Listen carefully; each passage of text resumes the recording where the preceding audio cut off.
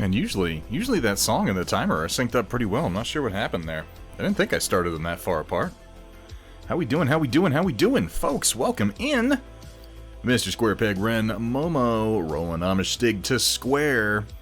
Hey, Project Dark Fox, you take it easy. Oh. I know what's wrong. I know why my audio was so thrown off. I just discovered it as I started hearing my own voice. I had my stream open in a window in the background and it was playing the audio over itself, so I thought the music had ended early. That was weird. Go ahead and fix that. I'm just bumping up my views. Oh man, okay, that's better. That's much better. Data Nerd, how you doing? Jotun Wolf Arts, GM Kaylee. Yeah, you take it easy. Take it easy, Project Dark Fox. Having just a spot, just a touch. Have a touch of consumption. I think I've been poisoned by my constituents. I'm squeezing a little lemon over here. I realize it looks strange. My hands are just kind of below frame, and I'm like, because I'm very carefully squeezing a lemon into my tea. This is what I'm doing. Hamburg Tack, hello to you as well. Mr. Thundermans, how you doing, Cookie Mama? Welcome in. You're gonna be doing a little.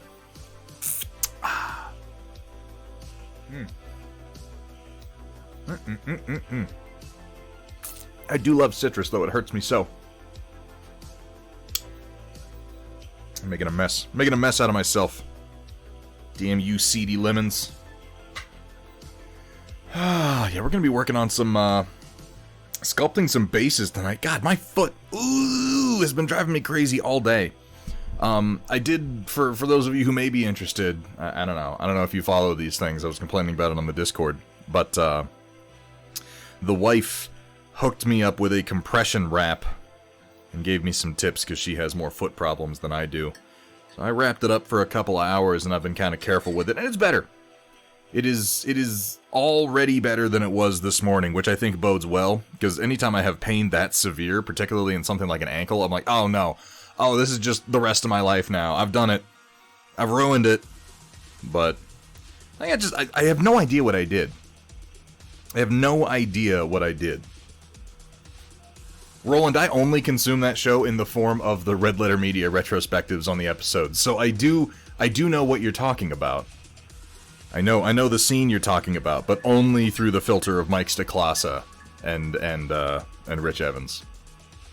Squeezing a little lemon.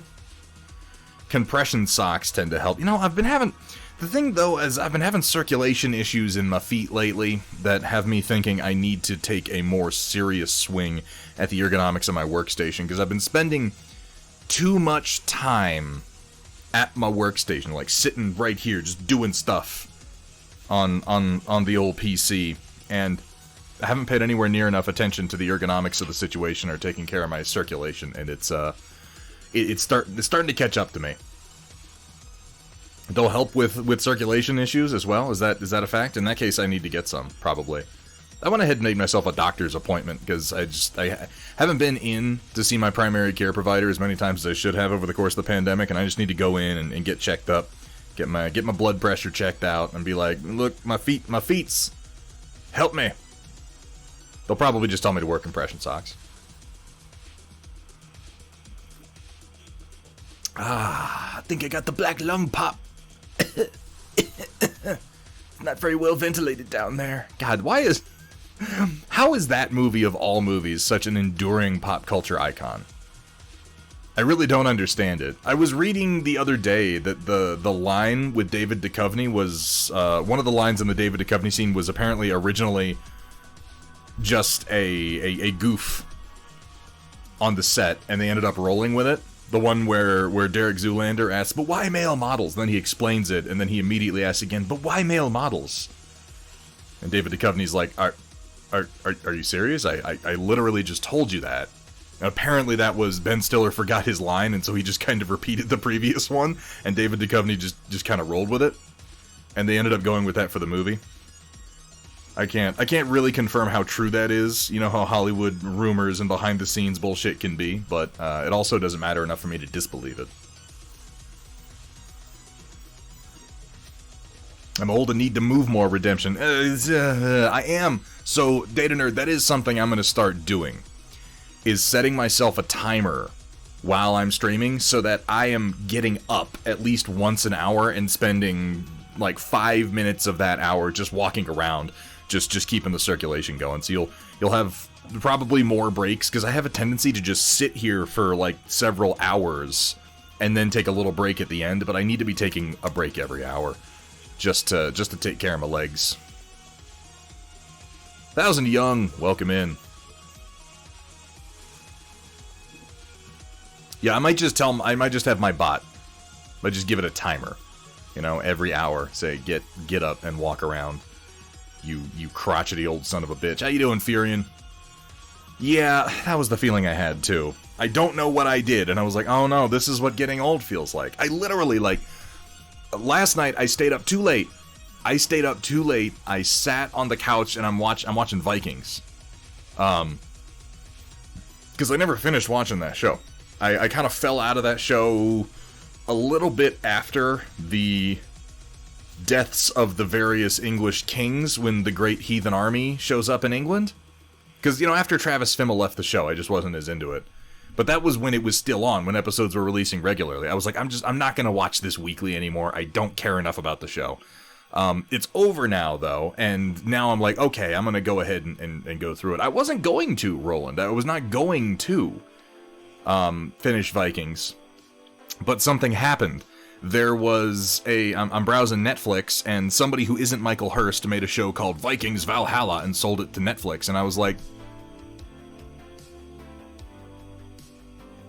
I think I literally did that. I hate that show. I hate it. I hate it with a passion that I lack the words to adequately express. It's... oh my god, I like actively hate about half the cast. I was solely in it for like a couple of particular performances that are kind of okay through the season, and then like every single time it cuts from what's going on in England to what's going on in Kattegat, I'm just like, my eyes start to involuntarily roll back in my head. It was, it was so fucking annoyingly written. And I think what's really irritating about it is that, like, Ragnar Lothbrok is a legendary character that existed at a time and amongst a people who wrote so little down that he's one of those people where it's like, oh, all these people are the sons of Ragnar. I mean, maybe, probably. We don't really know that they existed. We don't know that Ragnar really existed. He's like a Robin Hood-esque character where it's like, could he have been a person? I mean, maybe. He might have been like 10 different people with their exploits being attributed to him. He might have been nobody. We don't really know. So if you want to make a story about like Ragnar Lothbrok and have it end with him being tossed into a pit of vipers, it's like, do whatever the fuck you want. We don't know. We don't know any of this. You go forward 100 years into the Danelaw, post Alfred the Great. Yeah, they were writing shit down then. Not like perfect histories, but they were writing a lot more down. So I'm watching Vikings Valhalla, and more often than not, I'm able to go, no, no, Forkbeard wasn't like, the whole thing between King Canute and Forkbeard was like, this just reversed. We know that Forkbeard was the one who invaded as retribution for the Danelaw, and that King Canute was the one who took over for him afterwards. King Canute did not invade and then handle, like, it was just, And there was this whole plot with the Norman princess that was just stupid. Like, the writing is just and so anyway, I finished the season. You would think after that I would lead into, so I quit watching it. No, so I kept watching it even though I knew that I hated it. I believe that's what we call a hate watch. And that's the thing, actual Emma of Normandy was a badass, but her little ploy with, like, pretending to cry and, oh no, don't kick me out of my kingdom, I'm like, this is like the most surface level high school version of subterfuge I've ever seen in my life. Like, the actual story is way more interesting than what they're writing. And they're putting Leif Erikson, like, in Britain? And, like, what? What we know of Leif Erikson has nothing to do with the Viking revenge for the massacre of those living in the Danelaw. Why didn't they make a show? Why didn't they make a show about Leif Erikson? Switch to Last Kingdom after Travis left. Yeah, I totally sympathize with that, Seahorse. Travis Fimmel was such a huge draw for me for that show. I need to move my chat over here. I keep forgetting to do that. Let me just... There we go. Now I can see it more easily. If you're gonna make a show about Leif Erikson, because I said this, like, right after I watched the first season of Vikings Valhalla, I'm like, if this show had started with Leif Erikson making his way over to the Americas, and then the show was about his interactions with the natives of North America, that would have been interesting. And that's another one of those cases where it's like, nobody was writing shit down. We don't really know, like, we have some historical evidence of what went on with Leif Erikson, but we don't really know the specifics. It's impossible to know at this point. So from a writer's perspective, do anything you want. Just run with it. Do crazy shit. It doesn't matter, because nobody can prove that didn't happen. And it's not about being, like, historically accurate. It's just about, like, you know, intelligently placing yourself in a historical period where you're free to do the writing that you want without even having to answer the question of historical accuracy. That's something that Vikings did well. And it's something that Vikings Valhalla does not do at all. I found the whole thing very frustrating. The one character that I thought was... Yeah, I know, Roland. I'm willing to let that go, but it was... The whole... Yeah.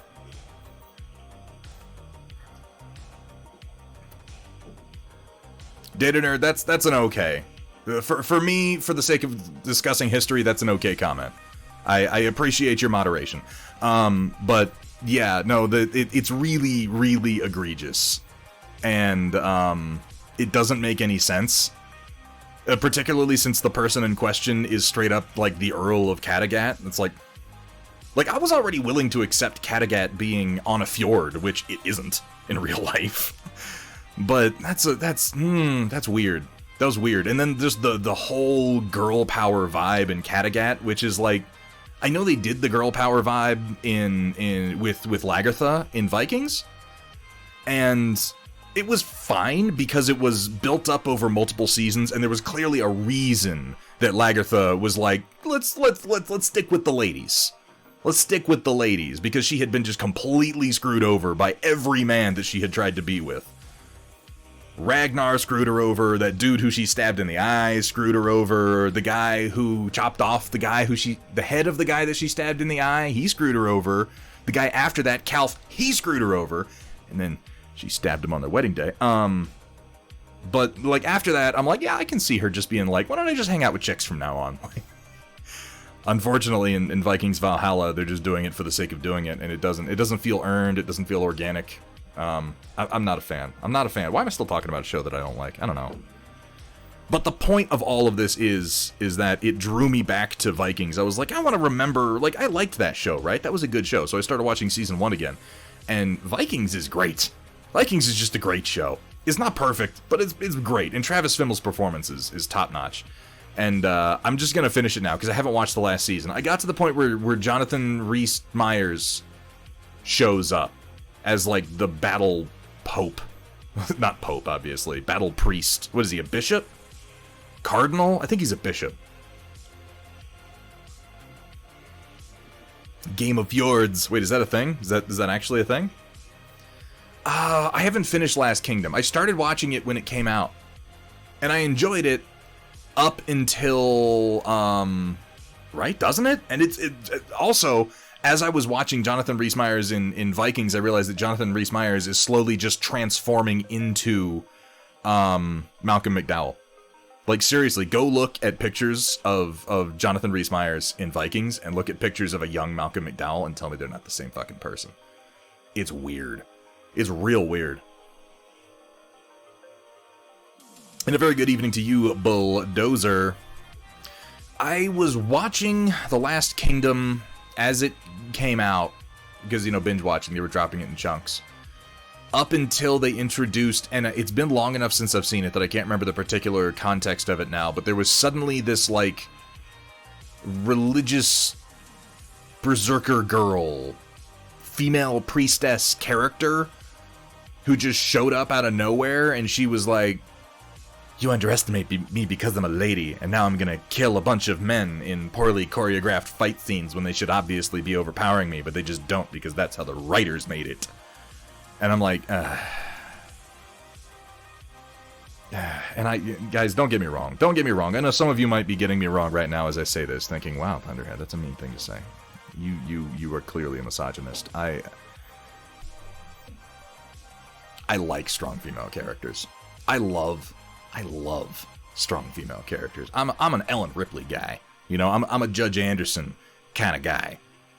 But I like strong female characters that are written to actually be strong females and not just women shoved into shows about men killing each other and then going, oh, this little girl can kill 7-foot-tall men with no problem whatsoever, and if you don't agree with us, then fuck you. And it's like, really? You're not doing it cleverly. You're just making it happen, and it's so puerile. I don't know. That bugged me though. It might get better after that. I'm not being fair to the show because I watched, I think, 2 episodes after the introduction of that character, and I just didn't want to watch anymore. So I just kind of dropped it. But a lot of it came, it's obviously continued. So, you know, I will admit I should probably go back and give it another chance. GM Kaylee, I couldn't put it better myself. Yes, you nailed it right there. Ripley over Captain Marvel. These are perfect. They're two ends of the spectrum of how you can do strong female characters. Captain Marvel is entirely wrong. Ellen Ripley is entirely right. And Ellen Ripley isn't like made into a masculine character either. Her primary arc has to do with motherhood in about the most badass way you can do it. Boudica. But I'll stop ranting about shows that I don't like. I mean, not forever, but, you know, for right now. I'm gonna finish my tea. Give me a second. Rants about all things equally. And that's it, Desert Owl. You gotta make a character believable. If you want to make a character and you have an idea in mind for them, that's fine, but you gotta put in the work. You gotta put in the work to write them in a way that I buy them in the setting. When any character at all takes me out of a setting, I tend to lose interest in the show.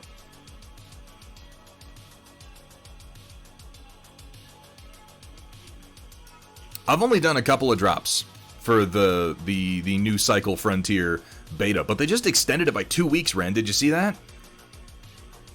That's pretty exciting. Oh, Automat, I've been complaining about Vikings Valhalla, which I don't know why I watched. Like, I knew it was going to be bad before I started.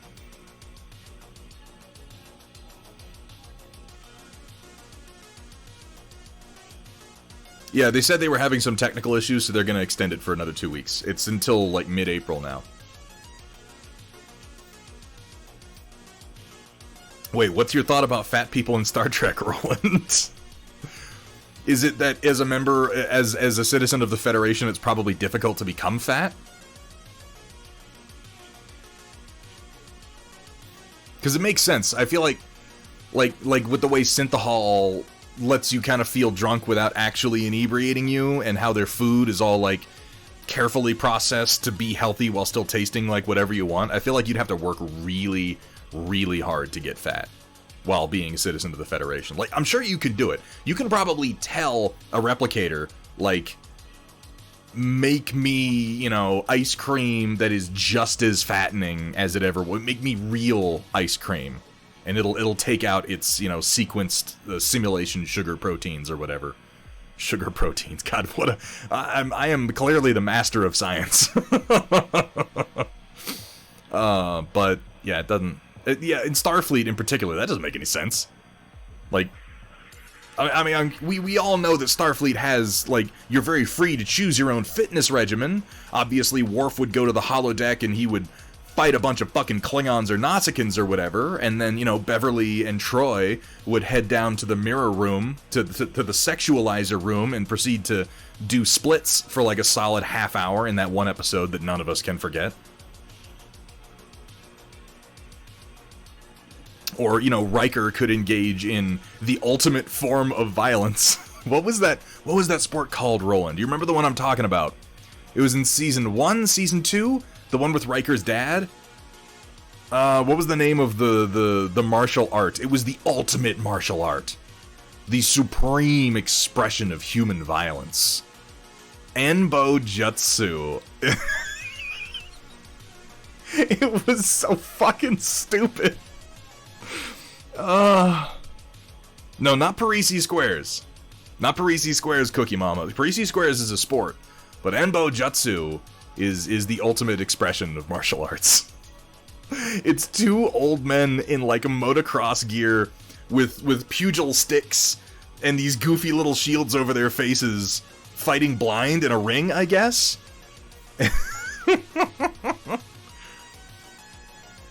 Oh, you know Desert Owl?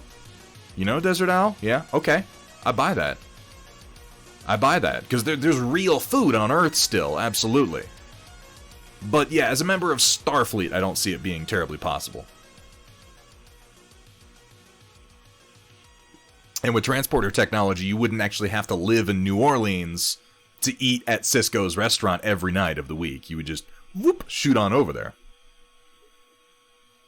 But then Dr. Bashir would have a pill or a shot to fix that. Or we could start asking questions like, why are transporters not capable of removing adipose tissue from your body as they transport you? We know that they can make you younger.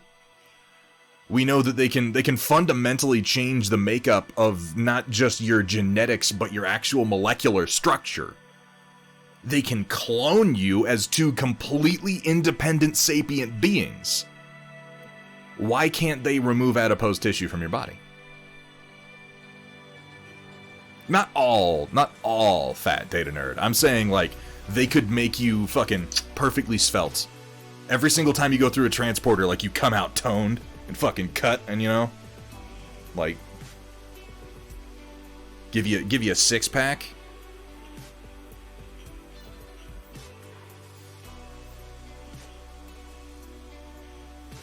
Ooh, that sounds delicious, Desert Owl. Well, see, but Automat, that doesn't make any sense either, because it could change the amount of skin that you have.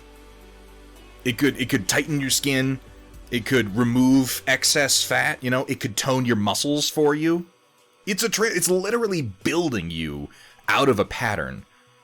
So why couldn't it just go in and tweak the pattern a little bit? They can disable weapons in the transporter. They in fact explicitly are able to and do remove viruses and diseases from your body in the transporter.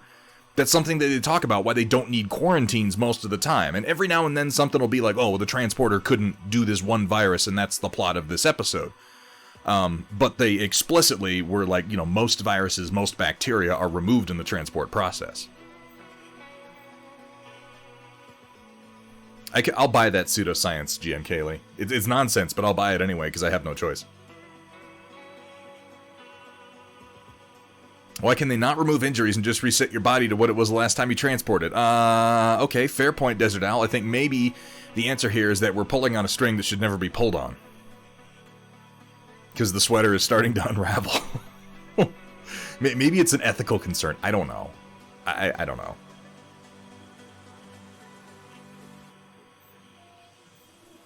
Too precise. The Force can't turn off the other guy's lightsaber or something. I don't know. Yeah, like how Jedi never, like, just go blink. I always think that when they're having big lightsaber Force fights. I'm like, what if someone just went, and poked you right in the eyes? Imagine Obi-Wan with his stance, you know, where he's like this, and he just goes, like that. And Vader's like, ah! Or better yet, Vader goes, no, wise guy. Now that's a Star Wars I want to see. That's a terrible idea. That's yeah. Let's move on. Let's just move on. Hey, Voxel Forge and a Dodge. How you guys doing today? How is everybody? So, I'm working on some bases. I forgot where I was in the process, but I'll figure it out in a minute. Get my tablet here. My desk still isn't set up all that much better for sculpting, but I hunch over and I do it anyway.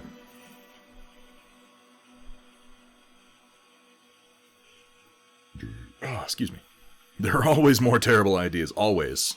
Always. And if you're ever running out, please come to me. I can source you some fresh ones. Free-range terrible ideas.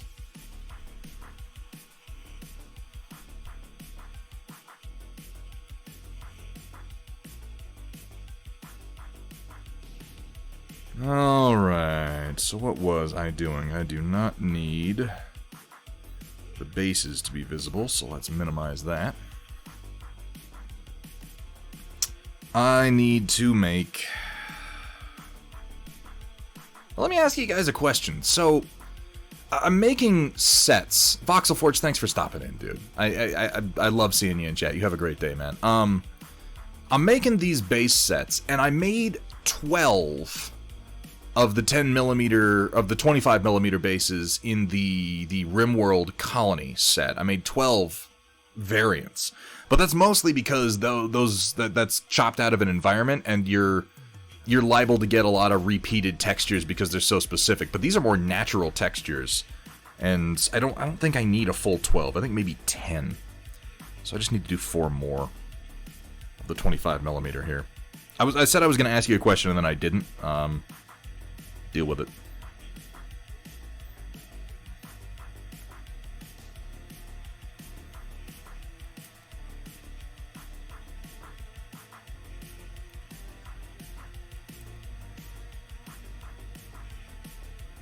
There we go.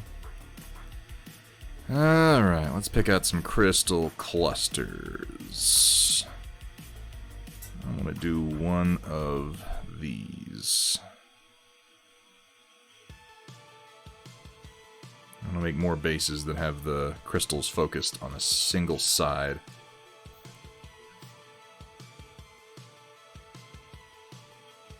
Yeah, my visibilities are all fucked up, so bear with me for a second there. Now that should be good.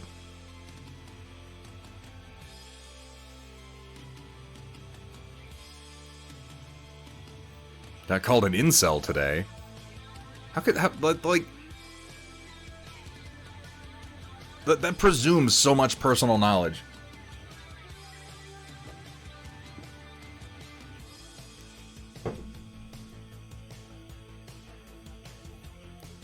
Come back on and be like, I'm a ball cell, motherfucker! I believe that humanity should be extinguished, therefore I don't fuck. I'll just shut him up right quick, huh? Probably not. Probably not, actually.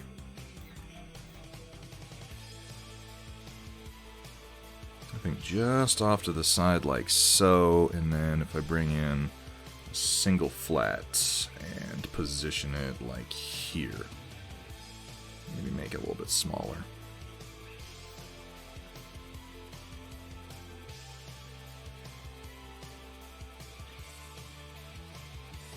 That should look pretty good.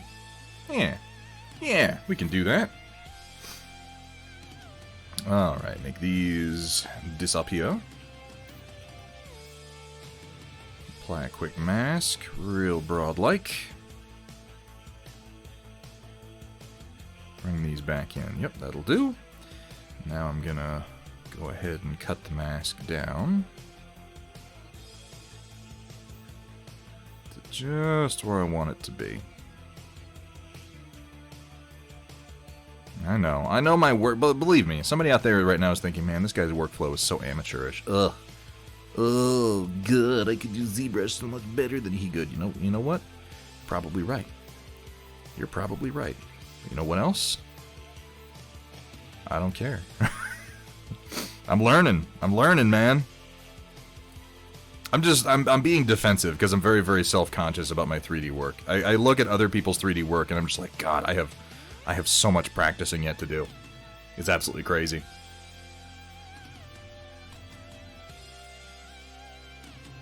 Do so, Project Dark Fox. Godspeed.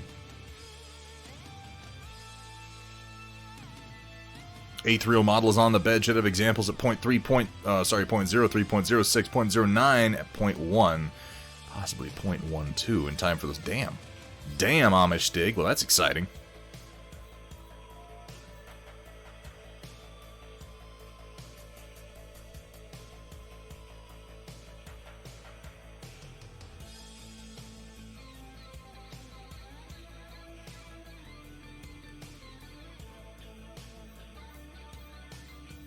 Nope.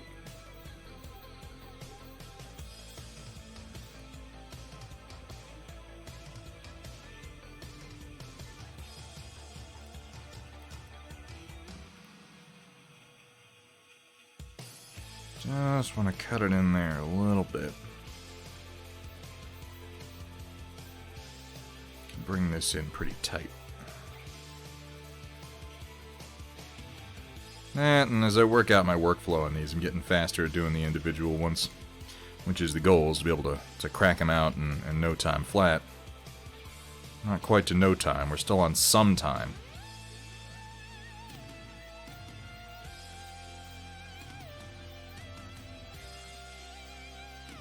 There we go.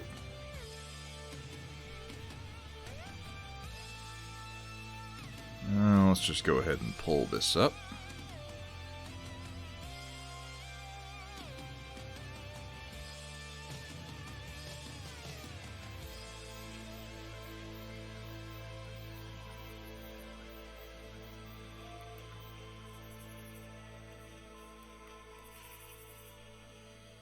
And we can bring these back in to get an idea of what we's a-doing.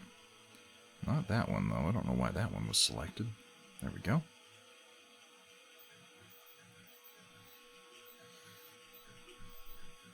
Yeah, that's the tall one that's printing now, which I've got renders for on my Instagram.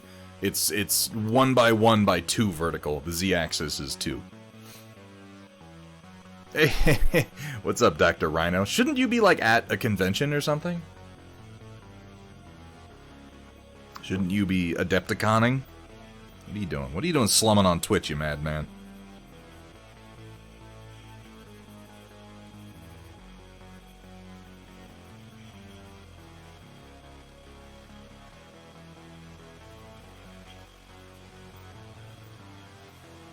Make sure that all my masking is right.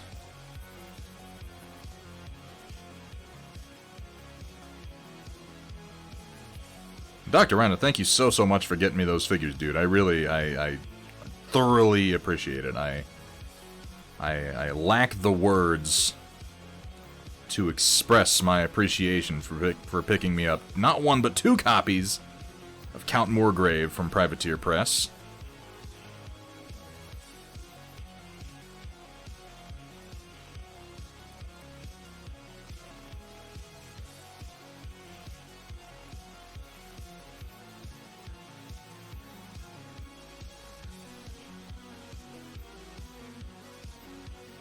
No decent choices for food near Adepticon. From what I can tell, there aren't decent choices for anything near Adepticon. It's like you go to Adepticon, you do Adepticon stuff, and you just block everything else out of your mind.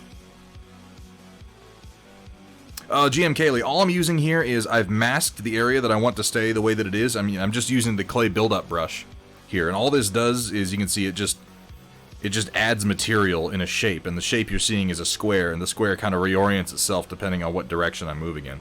You see how I can just build up. This is just an easy way to add material to a mesh. And then, after I've done that a little bit, which you can see I'm doing here, see it's kind of rough, then I go ahead and I just initiate smooth, and I come in and I ease out all those funny little lines.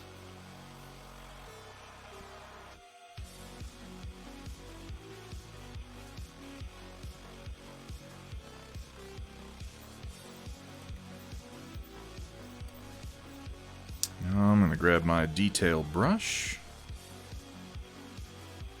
and we're just going to give this a little bit of an edge.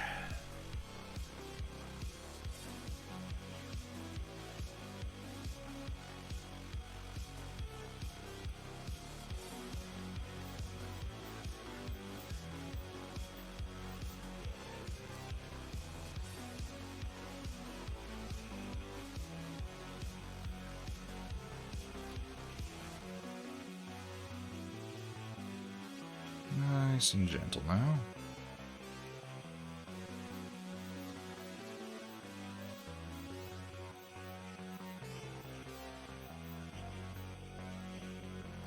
And this is just kind of pinching the mesh up so that I've got that little bit. So it's not just totally smooth going down in, you see. This is not the most advanced process I'm using here, but you know, it's what I've taught myself to do thus far.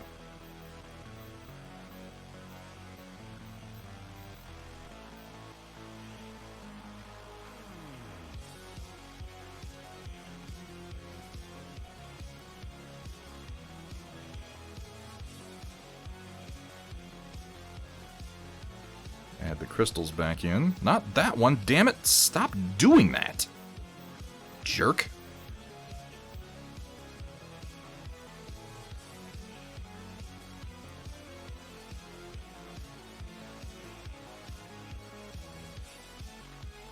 I just do that so it looks like the earth is kind of buckled out and away and is broken.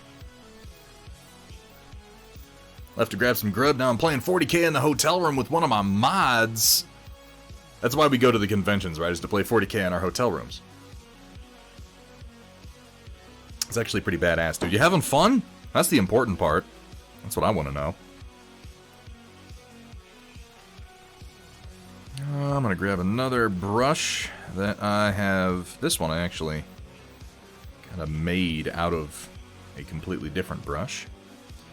I'm going to go ahead and do some cracks in the earth, so to speak. Make this pretty big so that the detail actually shows up.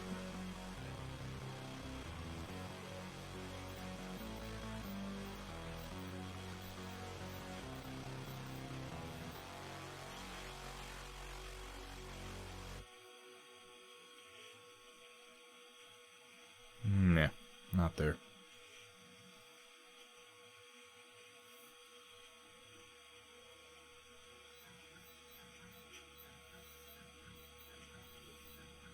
And then we're just going to pull these out real easy.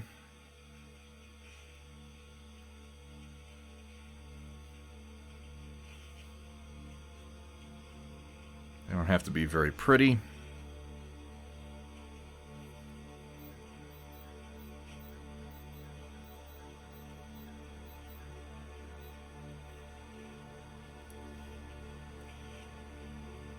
Another one through here, down through these two.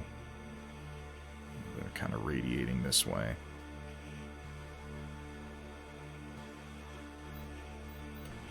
Now we're going to grab our texture and just kind of pull it over the whole thing.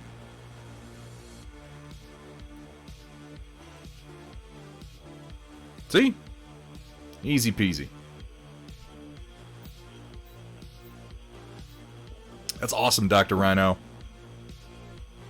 Not yet, Warwolf. I'm still kind of contemplating that one because I really... Swaps are tricky when it's not in person, Warwolf, and I want to do it, but I don't want anybody to get ripped off. And it is a concern that that's possible when you're doing online swaps. So I'm taking that one to the drawing board until I can come up with a better idea for how to manage it. Alright, let me go ahead and kill my mask here. And then... yeah, that looks pretty decent. Let's go ahead and update our size ratios and decimate this down to 35k. Well, that'll take just a minute.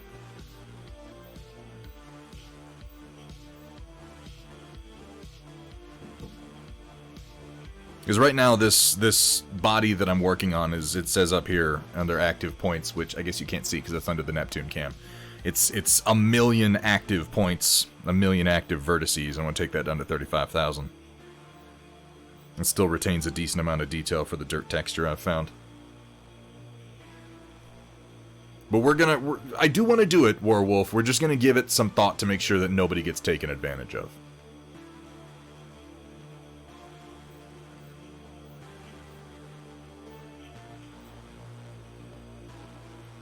Yeah, and Cookie Mama, see, that's one of the first things I came up with for a way to do that is basically like, what if everybody sends me their stuff and then I send it, but then like, I'm receiving a bunch of packages and then sending a bunch of packages, and I'm not gonna lie, I don't want to do that either.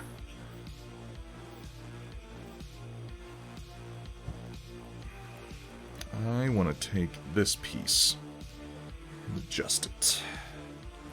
Just a wee little bit.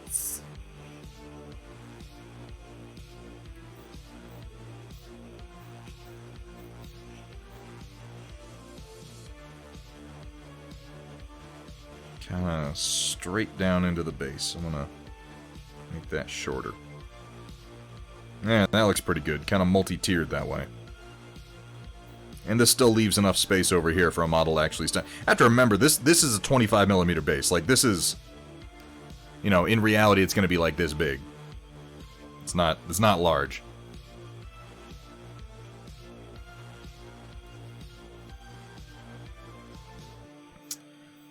Right, that's all done. Let's go ahead and merge it into a subtool and append it into our primary tool.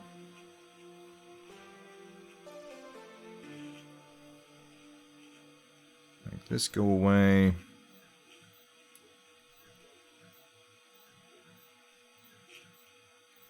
Remove that, and this is what we are left with as a single subtool. And I'll usually just come in here and kind of chop off some of our excess. Boop, there it goes.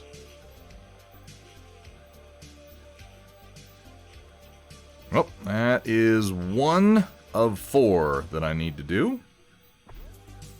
Move this up into this folder here. And let's start another one. Let me take a look at what I've already got so I can kind of decide what's next. That's 3 and 4, 5 alone. Let's do something simple, something with less coverage for models that maybe cover more of the base. Werewolf ZBrush can do a lot of different stuff. It's a very versatile piece of software.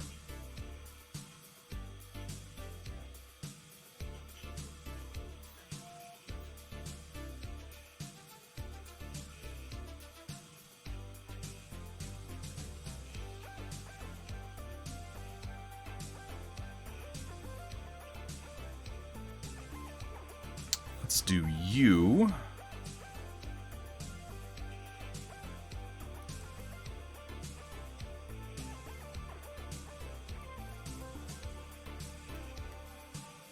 And just enlarge you a bit since you're going to be kind of on your own. Change the orientation.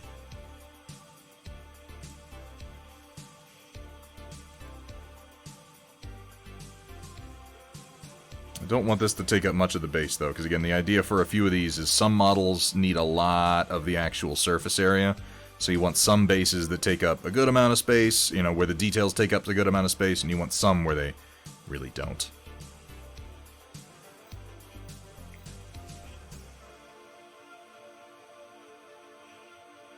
That's pretty good. Let's bring you in from the edge, though. Just a little bit of space is all I need.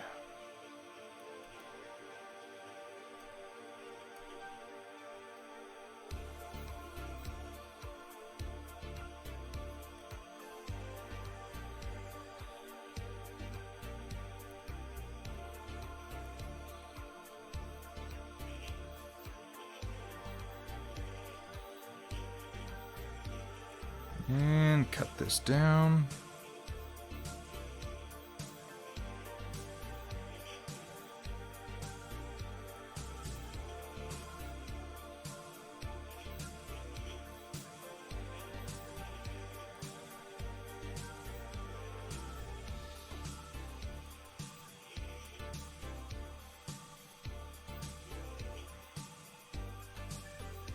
That should be good.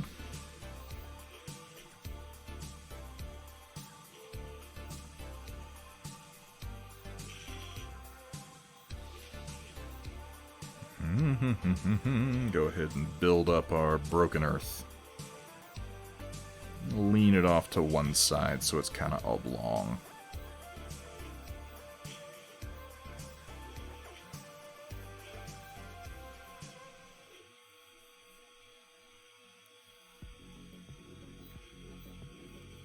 I need to use ZBrush more than I do. I taught myself how to do certain functions in such pieces of kind of crappy softwares like 3D Builder. Admittedly, there are certain tasks that 3D Builder is perfectly capable of, but I can do the same things in ZBrush, obviously. I just haven't learned the functions. I tend to learn things, like, as I want to use them, which is... it's effective enough. But then I come up against simple tasks, and I'm like, I know I should be able to do this in ZBrush, but I fall back on doing it in other software. It's just, it's what's familiar.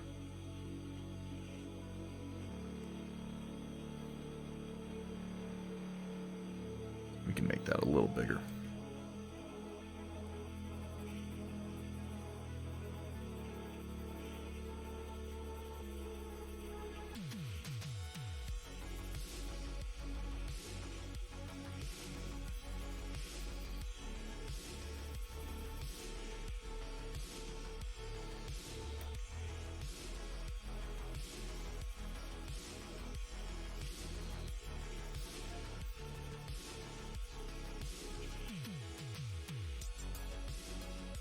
That's better.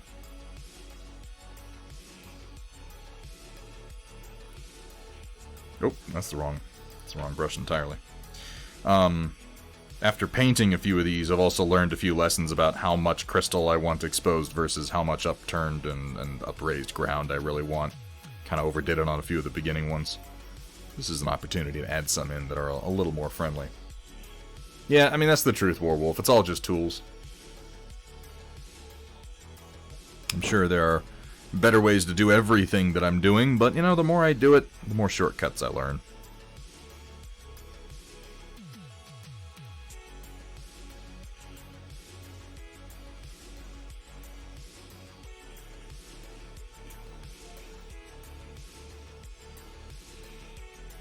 Oh. That's why that was doing that. There we go. That brush is normally subtractive, and I just use the negative modifier to make it additive for doing this step.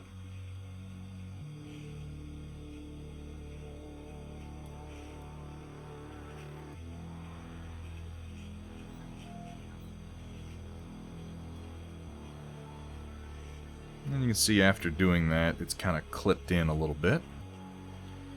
So I'm going to grab my move brush.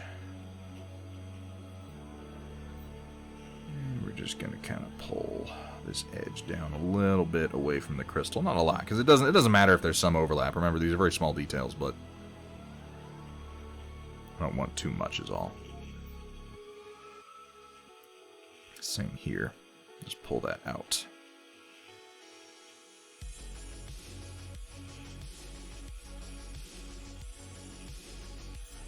And so much of using these tools is just becoming comfortable in the environment. Which, honestly, I'm still working on in ZBrush.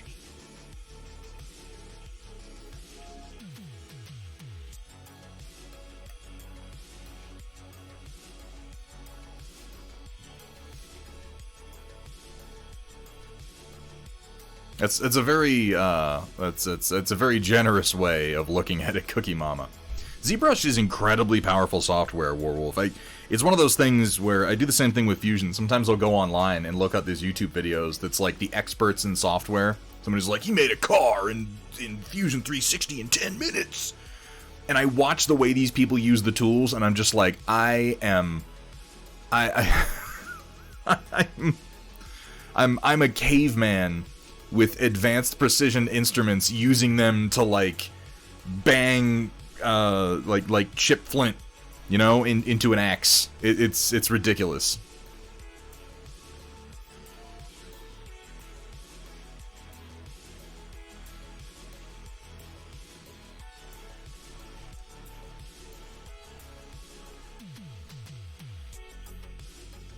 There we go. I was wondering why my slide bar wasn't working there for my brush size.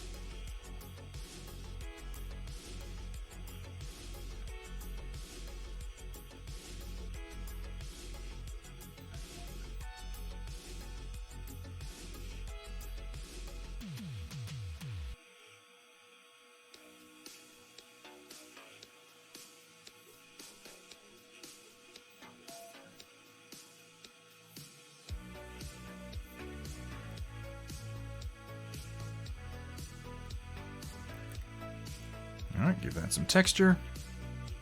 Zoop.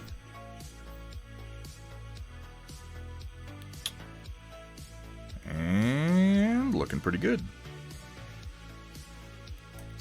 I'm realizing, too, after printing a number of these out, that I'll spend time worrying about little details, and, I forget.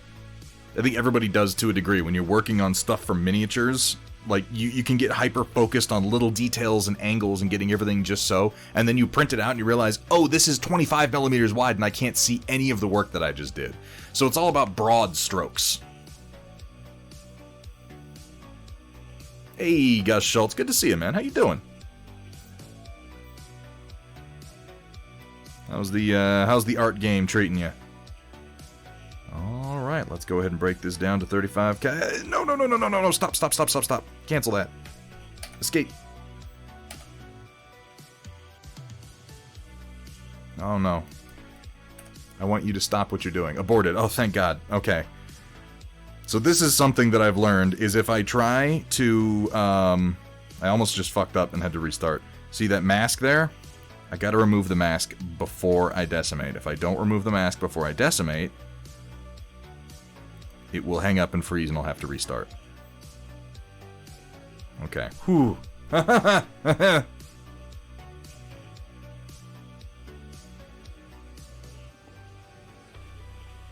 No pay. Oh my God. Is it a good article at least? I mean, I hope it's I would hope so. I hope it's not too good since you're not getting paid for it.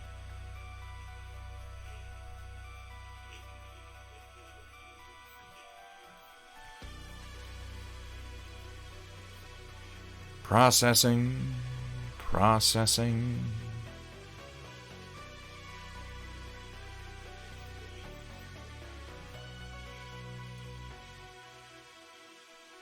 Oh, it's for that piece? That's awesome. Is it going to be featured? Which magazine? Out of curiosity.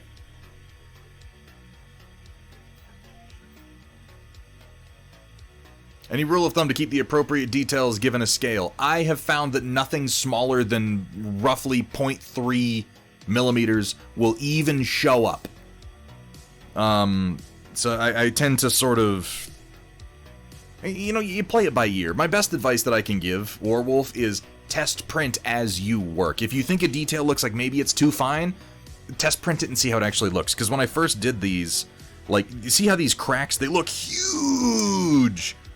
This is how big they need to be to show up at all. The first few that I did, they were really fine, and I printed them, and it's like you couldn't even tell that they were there. So you have to over-exaggerate some details, certainly. But yeah, my best advice, honestly, is just test as you go. Just keep on testing. You get finished for the night, go ahead and process that into an STL, support it, put it on your printer, and then keep working. It looks like poo-poo. Oh, how you doing, Shizza? Alright, let's do a quick merge and append our new base in. There it is. And we'll move you into the appropriate folder. That is 8. We need to do 2 more. Select you and remove you because I don't need you anymore. Let's pick out our crystals for the next one. I'm kind of thinking this guy.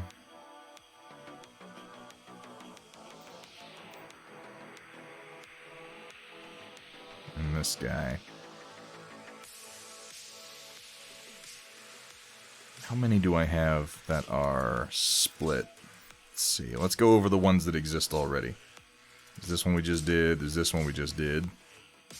I've painted a few of these now. Alright, so this is one side, 2 sides, one side,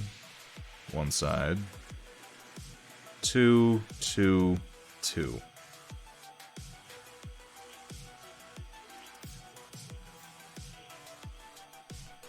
I think one more on one side, one more on 2 is going to balance everything pretty nicely. That way there will be 5 that have details focused on one edge and 5 that have them split.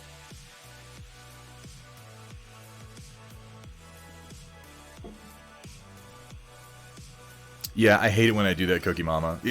Again, because we're looking at these items as large as they are, because I can do this, I can go, whoa, go extreme close-up, and now when I'm working on this, like, everything looks super crisp and clear. But it's because I'm not, like, you know, I'm going to print this so much smaller than this. You have to, it's the same principle as when you're painting, to occasionally hold the figure at arm's length to remember what it's actually going to look like. And don't get too lost in the details. Because this thing is going to be about this large when I actually print it. So see how I can just see the cracks at this size? This is where it needs to be. It might look funny up here, but you're never going to see it up here. It's never going to be this large.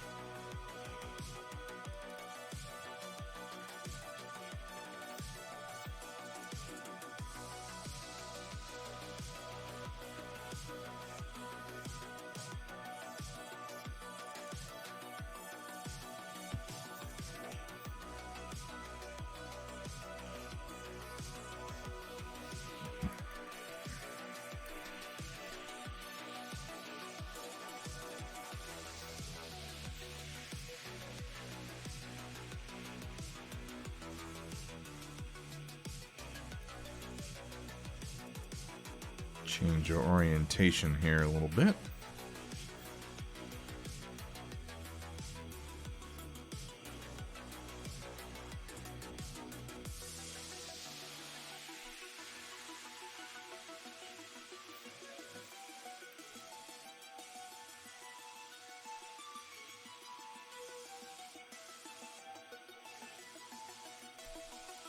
Grab this guy. He is at a hell of an angle right now. Blunt it a little bit. There we go. I zoom way out of my modeling work since my ability to test print is limited. Yeah, and the best way to do it while you're working, if you don't want to test print constantly, even though I think that's probably the best, if not the most resource-efficient way to do it, is just to build yourself, like, test print a few items that have minimum size tolerances on them, and then keep those in your workspace as a reference. Like something that you've printed where you know the details show up just the way you want, where you've got your minimum tolerances there, like a 0.3 millimeter panel line, and just sort of keep it in the background so you can be like, wait, is that gonna... Okay, yeah, that matches up with something that I know is gonna print. How you doing, Dwegcom? Welcome in, my friend.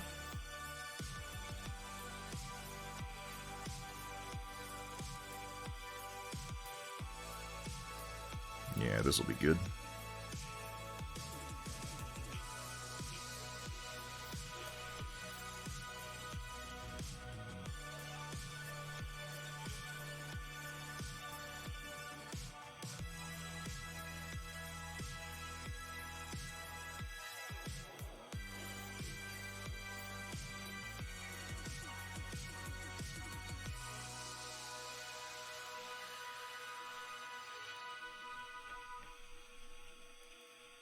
I'm just filling out the base roster over here. Don't you worry about me. You keeping up on all the stuff coming out of Adepticon for Conquest? They're really showing off the Old Dominion, it looks like. I say that like it's surprising. Of course they are. It's their next big product line.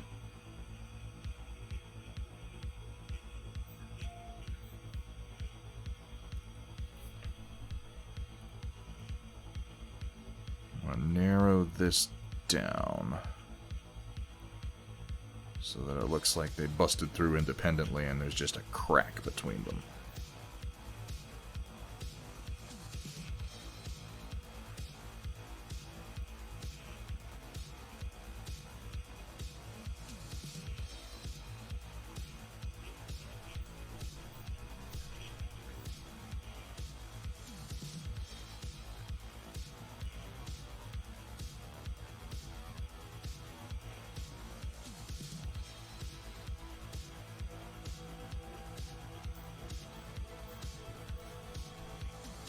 Is there a consolidated place for that? Mostly they've been posting stuff to like their Facebook, like the Conquest Facebook groups. They've got some stuff up on Instagram too. There's no like major reveals or anything crazy. There's a good look at some of the painted figures for the new Old Dominion stuff. Some demo games are being played. There's lots of videos of that happening. If you guys are interested in Conquest, The Last Argument of Kings, they're doing lots of demo games that are being filmed. They're doing like they're having people play demo games, and this is one of those things that sounds like a great idea on paper. They're having people play demo games, and then they're like taking them aside for a little mini interview and going like, "What do you like about the game? What don't you like about the game?"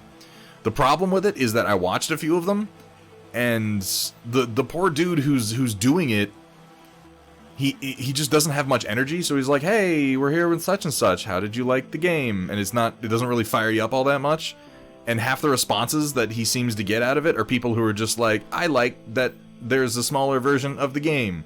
Like, it's like, yes, that is technically true. It doesn't really tell me anything, but it is technically true. But you know, you can't make people perform on demand. I appreciate that they're doing it at all. They've got a good presence there.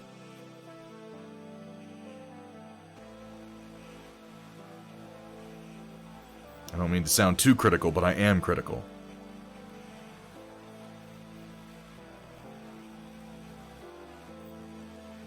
But, you know, for your hype, you want responses that are maybe a little bit more hyped than, "That is, in fact, a game that I played."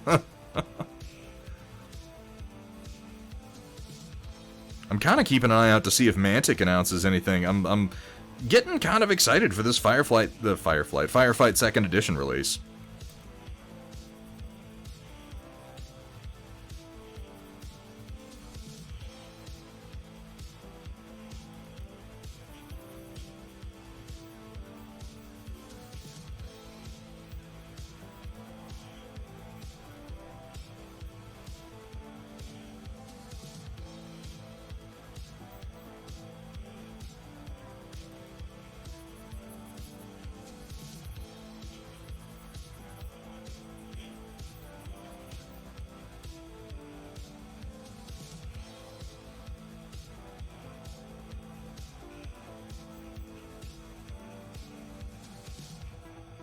Bulk that up a little bit there.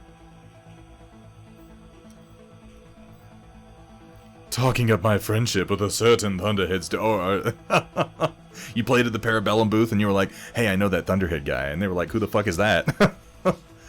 "I'm good friends with Thunderhead Studio. You might know him from Twitch." And they're like, "Oh yeah, that dickhead. Yeah, I remember him.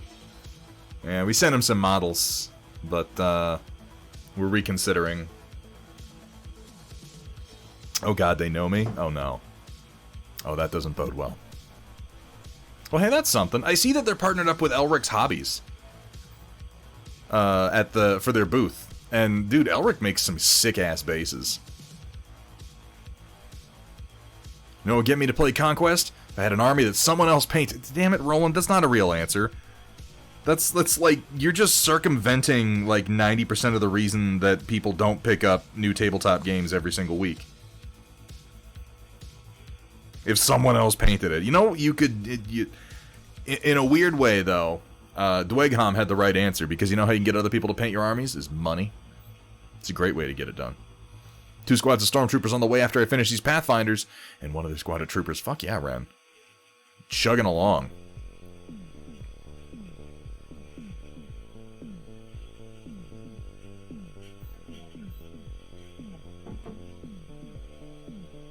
Thunderhead is the second most famous painter I know.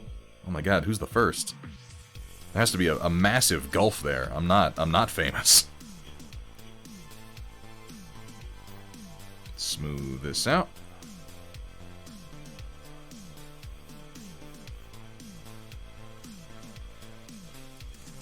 And I'm thinking I might actually just drop these straight down a bit. You don't need to be quite that extreme. And I can scoot them in slightly. Yeah, that looks pretty good. Might change the angle on them ever so slightly, like so.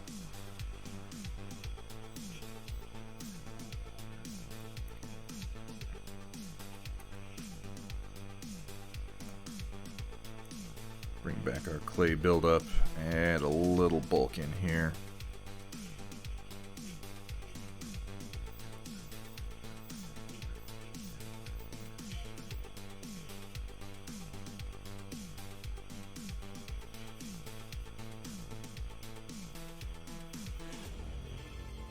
There we go. That looks pretty good.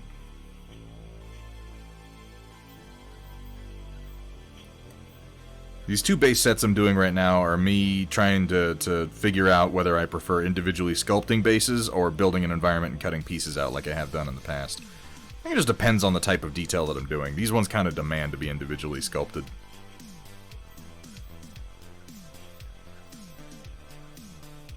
Yeah, that's pretty good. Alright, let's go ahead and add our edges in. Do I need a movement break? You know what I do. You know what? I do. Let me finish. I'm gonna finish this base, and I'm gonna take a short break. I'm gonna stand up. I'm gonna walk around, because I've done the bulk of the work on it. And then we'll only have one 25mm to do when I get back, and then I can move on to the 40mm, which is what I need right now. I've decided that I'm doing my Mantic Forge Fathers in these bases with the crystals. Purely so that as I play Forge Fathers on the tabletop and Dead Zone and Firefight, I can yell Rock and Stone over and over again.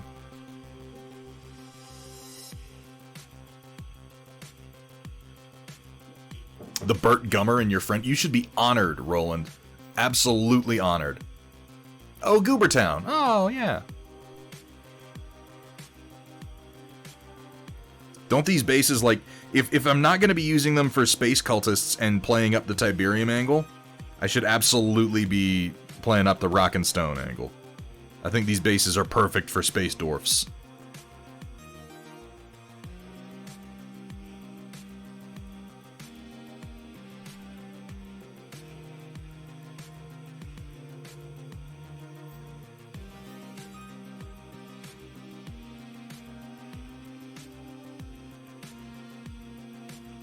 You see how much of a difference that lip makes? Just makes it look more like proper broken ground.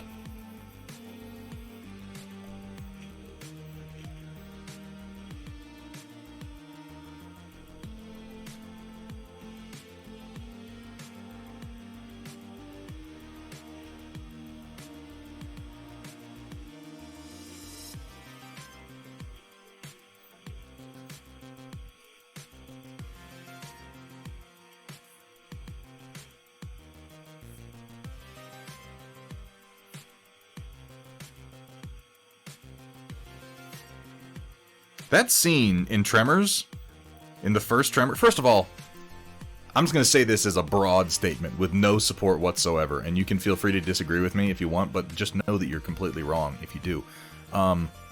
Tremors is almost a perfect movie. The first Tremors movie is almost a perfect movie. It's amazing. And the second thing that I wanted to say is that scene when the monster... I know they say graboid later on, but I'm not buying it.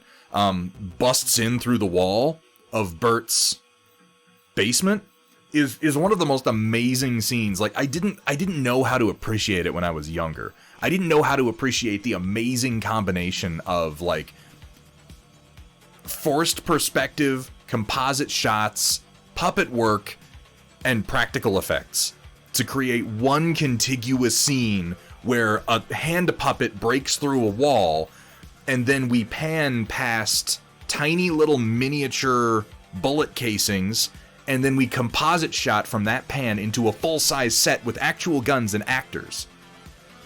Like, it is amazing. It's seamless. You do not realize what you're seeing when you see it, which is the pinnacle of special effects. But if you go watch that scene again and really pay attention, because it's a tiny wall, it's a tiny hand puppet, and we pan past miniature, like, bullet shell casings, up to full-size bullet shell casings, up to actual actors in a set. And it's just, whoof, it just happens. And you just believe what you're seeing. It's incredible. It's also a great comedy shot when they're shooting at it and you see their guns and they run out of ammo and they're like, oh no, we're out of ammo. And they turn around and there's just a wall covered in guns. Like, you don't see the wall at first. You see them, and then they run out of ammo, and then they go to the gun wall.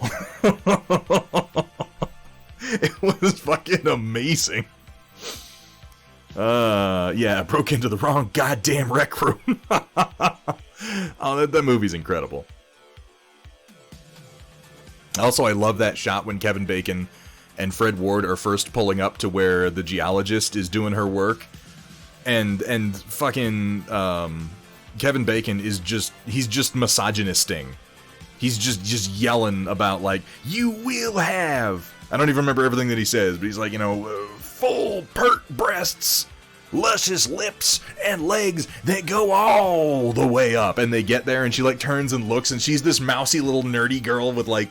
She's dressed appropriately for the environment with, like, sunscreen and a hat, and she's all kind of dusty and shitty looking. Like, it's just the exact opposite of the sexual interest character you would normally have there. That movie is fucking amazing.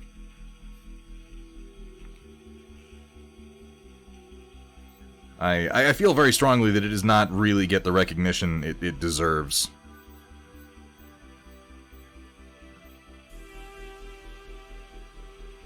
It gets mostly remembered for the fact that it has about 30 sequels, most of which are terrible.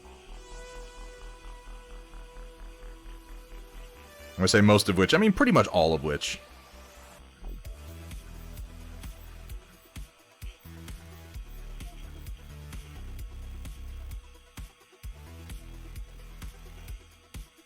Damn it, I didn't mean to do that. There we go. Day late gamer. 22 months. You're basically 30 sequels and terrible. Yeah, but I got 30 sequels, which means at the very least, I know how to talk to producers, baby. How you doing, DLG? Plankwalker, I would argue it's one of the best just crafted films in a long time. Your group is looking at Dead Zone. Roland, I wholeheartedly encourage you to at least try Dead Zone. It is a great game. Second edition was a good game with some balance issues. Third edition is just a great game. They have fixed... I'm not going to say they fixed the balance. They fixed the balance issues that I was able to pick out with second, though. And based on that, I would imagine that they fixed a good deal more.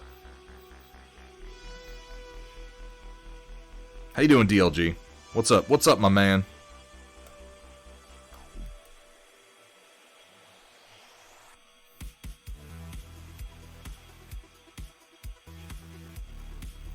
Can we get a shout out? Could we pretty please get a shout out for the Day Late Gamer himself, the man who got me started streaming in the first place, and still one of my favorite places to hang out.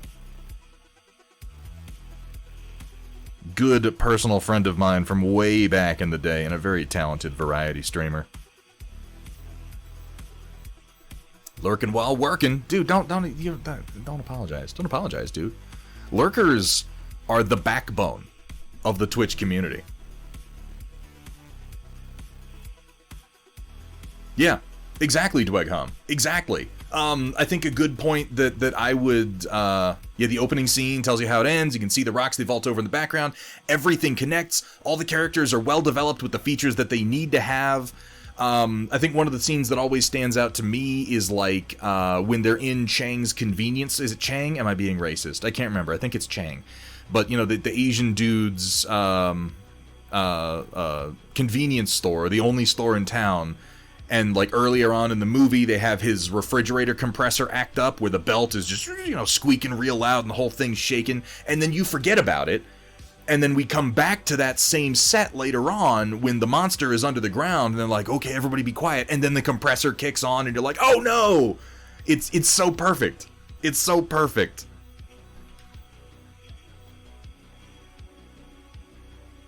The delightful escalation of action as they keep trying to leave the town and it just doesn't work. Sumitha, yes, you have picked out probably the one moment in the second movie that I genuinely like. The second movie isn't, like, bad. The second movie is not a bad movie, but it's not a great movie either. I do love that one scene in the second movie. They've escaped from the monsters that now have legs. This is the moment you're talking about, right, Sumitha? They've escaped from them. There's a truck that they're trying to get to, and there's one of the monsters between them and the truck. And they're like, okay, well, Bert has an anti-materiel rifle. We just need to get it with the one shot. So he lines that shot up just perfect, and he goes, boom, and fires it, and the thing explodes, and like, haha, we're free, and they go running over there. And they see that the round has not only exploded it, but it has gone through the barrel behind it. It has gone through the cinder block wall behind that. It has gone through the brick wall behind that. And then they keep going. And they get to the truck, and it has just punched like an inch hole straight through the engine block of the truck that was behind the wall. It's magnificent. They're so happy, and then it's just like, oh shit. Okay, well, whoops. I do like that moment, but the movie overall, I kind of like, Tremors was so perfect by itself. It's one of those where even if the sequel's good, it kind of feels unnecessary, you know? Yeah.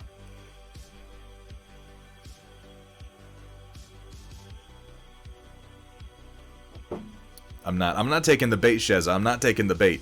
He's better known for Batman now. Thank you very much. I like to think the graboids are the reason we never found Bigfoot. Are we? Oh, okay. Now, are we saying that the graboids are friends with Bigfoot, or are we saying the graboids ate Bigfoot? This is an important distinction. We get it, dude. You like movies. God. Setting a Warhammer game, nearly done, and I haven't started talking about Tremors. You should play. You know what you should do? You should custom sculpt some minis like the Tremors. You know, do like a gene stealer cultist termite transport. You know, but it's like a big tremor monster, and they come out of its mouth. Yeah, that would be. That's a terrible idea. Nobody should do that. Speaking of terrible ideas, let's make sure that we have removed our mask, and let's go ahead and decimate this. As soon as this is done, I'm going to save it. I'm going to take a short break, folks. I'm going to get up. I'm going to stretch my legs, because as we have been talking about, I need to.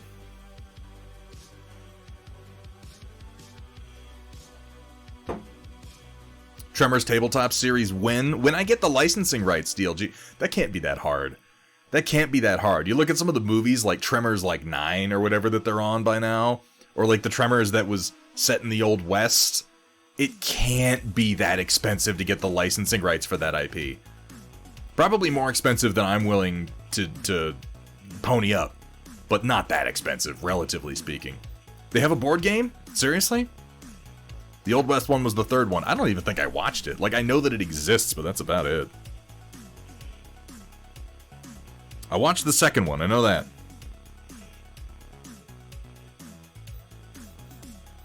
Alright, let's go ahead and append this into our primary tool. Excellent. Make this go poof. And do away with this.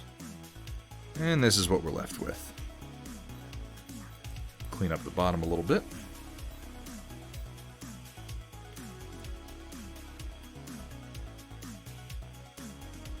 Easy peasy, one left, and I can move on to the 40mm bases. Warwolf, absolutely. You have a fantastic day, dude. I'm going to get up for just about 5 minutes to stretch my legs because it's something I actually need to do. I got to do something about my circulation. I'm spending way too much time sitting at my desk these days. I will be back in just a few minutes, folks, and we will keep going with our sculpting stream, so don't go anywhere. Yeah, I'm gonna take a short walk and grab myself some tea, is what I'm thinking. I need a Kevin Bacon miniature. There has to be a Kevin Bacon miniature out there. Or if not many, there has to be, like, I'm sure there's a Kevin Bacon bust, you know? Like, he has such a face, and he's such a pop culture icon. I feel certain that if you looked for it, there's a 3D printable Kevin Bacon out there. But I can see, like, I want Kevin Bacon in his outfit from Tremors, you know, like the badass sleeveless flannel and the ratty old like straw hat that he was wearing. Only for Hollow Man. You know what? That movie, way better than I remembered. I watched it again recently because I hadn't realized that was a Paul Verhoeven. But I went back and rewatched it. That movie is way, way better than I remember it being. All right, I will be right back, folks. See you in just a second.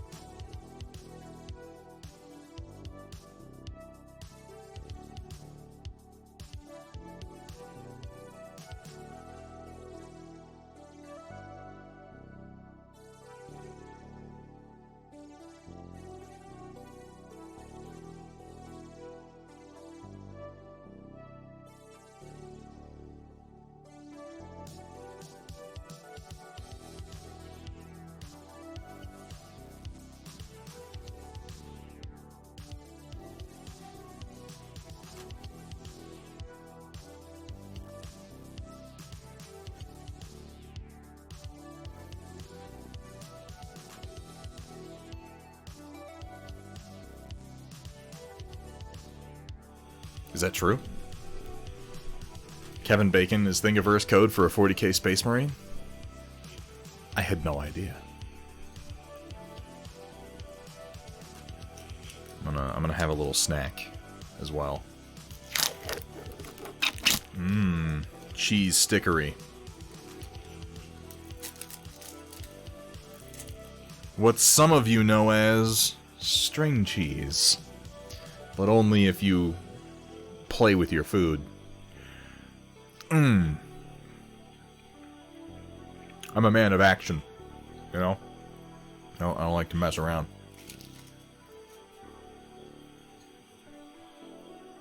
Oh, so good. Delicious, delicious mozzarella.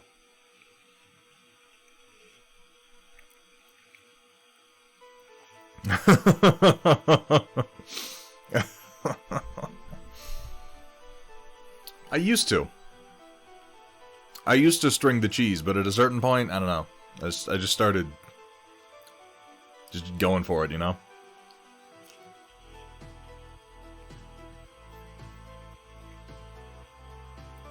I'll bite right across the Kit Kat, do I go?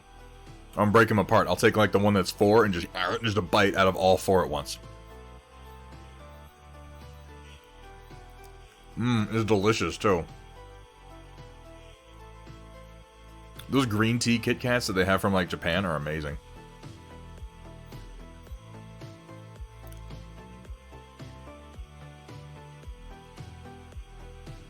You still get it though, Omen.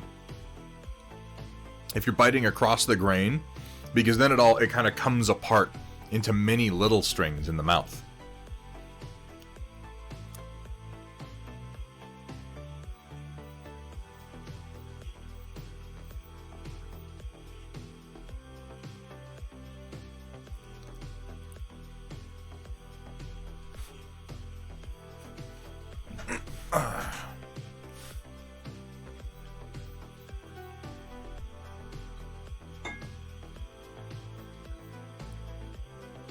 It's just called chewing.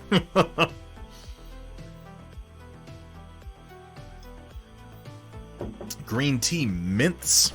Not that I can recall specifically. Not that stood out. Is that another Japanese candy? Oh my god, Roland, why would you type that as a sentence after you did it? Why would you do that? You could have just done it and had it be something that was between you and the blood snot, but now it's in our minds as well. Actually, hold on.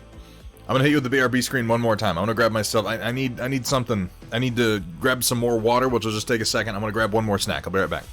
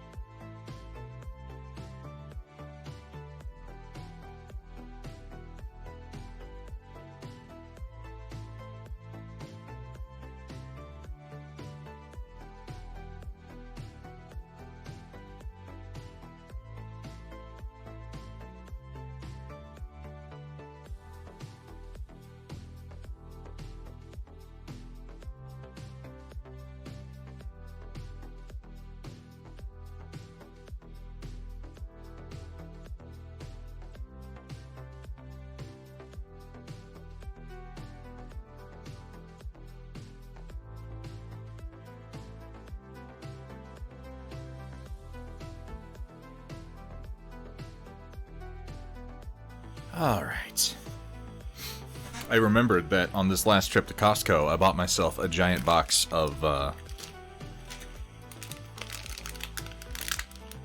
fruit by the feet. Feets of fruit, if you will. Which don't really have all that much in common with fruit. They're just disgusting little fruit-flavored sugar flaps, but damn, I love them. And now I'm a grown man and I can have as many as I want up until the point that it kills me.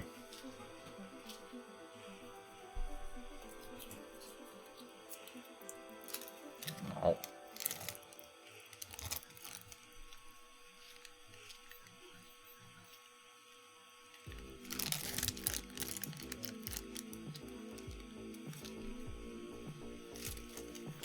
Nom, nom, nom, nom. Experimenting with cheeseburgers? What kind of experimentation could you possibly be doing with cheeseburgers, Roland?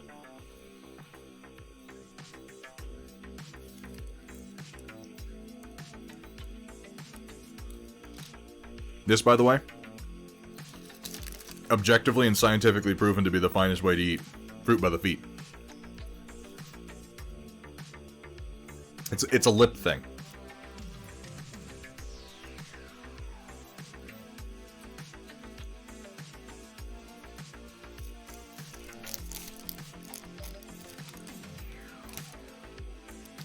Oh, I got to the end.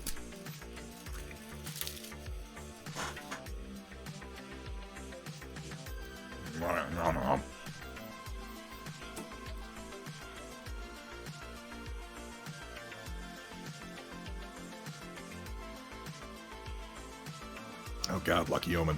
It's like an awful dad joke. Oh, they already are, Shazza. Made some deconstructed Big Macs as meal prep. Really? That's not like Kevin's Big Mac idea, is it?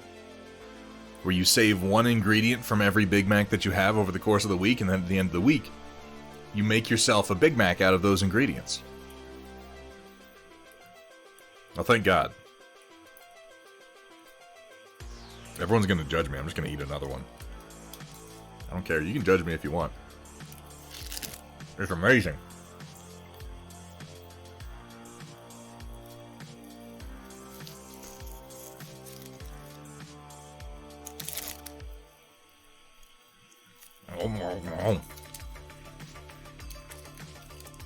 If you're a real sicko, and I've done this, you take a fruit by the foot, and you unravel the whole thing, right?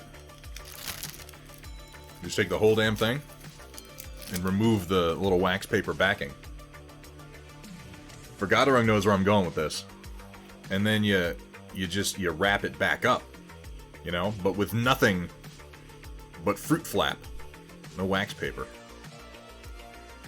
Since wax paper is unfortunately indigestible. As far as I know. I guess I haven't really tried that hard.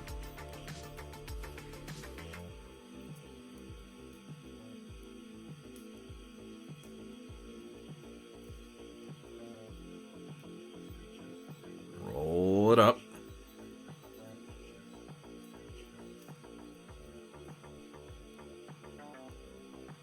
And then, you see, because the width of fruit by the foot is roughly 1 inch. No, this is much fancier than that, Vergaderung. I'm not a savage, Vergaderung. What do you take me for? You roll it back up, just like so, and then what you have is what I call fruit by the inch, because it's approximately 1 inch measured laterally. And then you just don't think about how thick it is. Oh.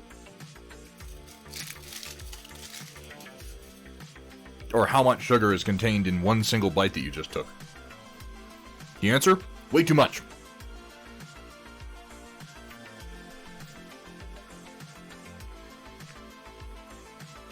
Oh my.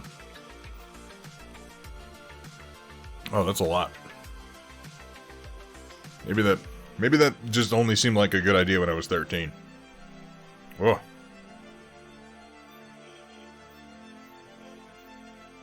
Oh, kind of regret that.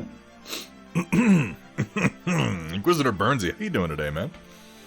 Good to see you.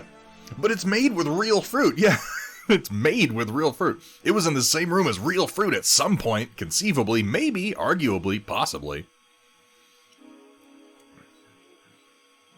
Well, we didn't have paint water back then, but we did have the good paint chips. Let's go ahead and drag that into the folder. We got to do one more, and then it's on to the 40mm for me. Working on a Gundam Thunderbolt Tau Commander kit bash. Ooh, what are you kit bashing it into?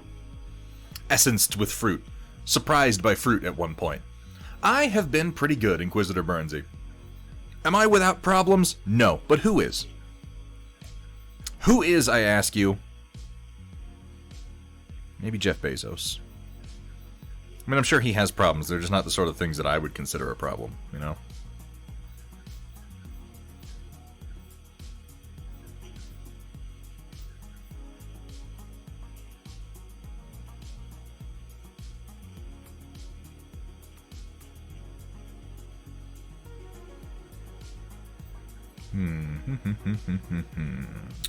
Okay, how do I want to do this? Let's take a look at the previous ones. I think I've only got 2 bases with the flattened crystals. This one, and this one that we just did. I think one more might not be a bad idea, just so we have a nice 3 out of a total grouping of 10.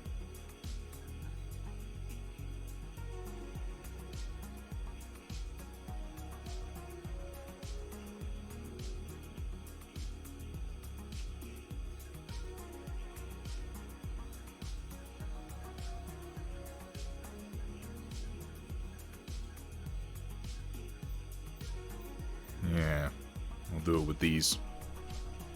Just been so tired the past week. You know, if I got it wrong, you've been working, bro. I've been a little. They've extended. Oh my god! I just hit my microphone.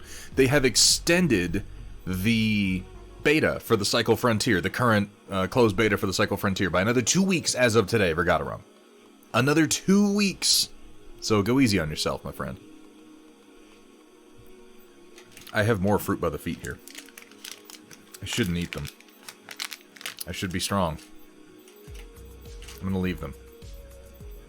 I'm not gonna eat them. I am an adult. I am responsible. Zebra cakes. Oh, you've already fallen so much further than I have. I resist the you know what? I'm a sucker for the Swiss cake rolls. That's my jam.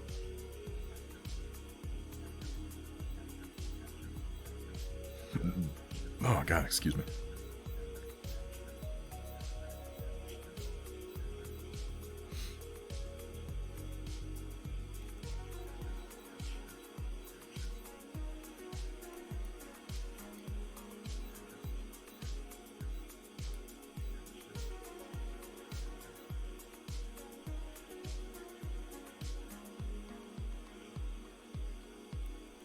I'm going to have one of these kind of in the middle, but I'm going to make it real low just so models can reasonably step over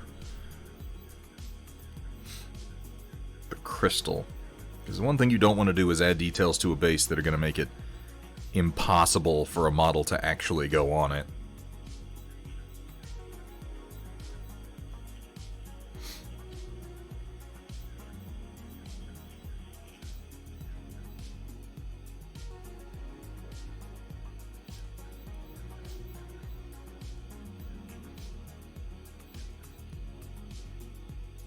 Yeah, that should look pretty cool.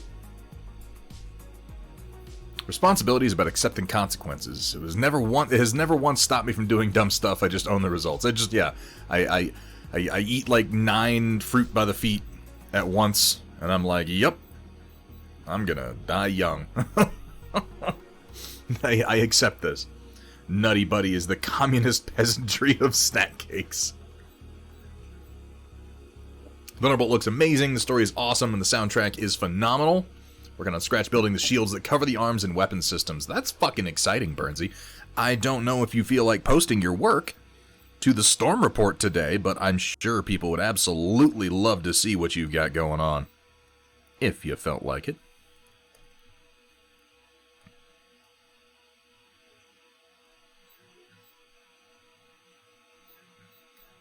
Let's go ahead and do our masks. Make it real big.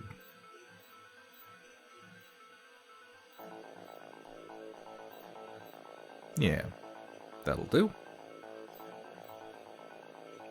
Let's start cutting it down.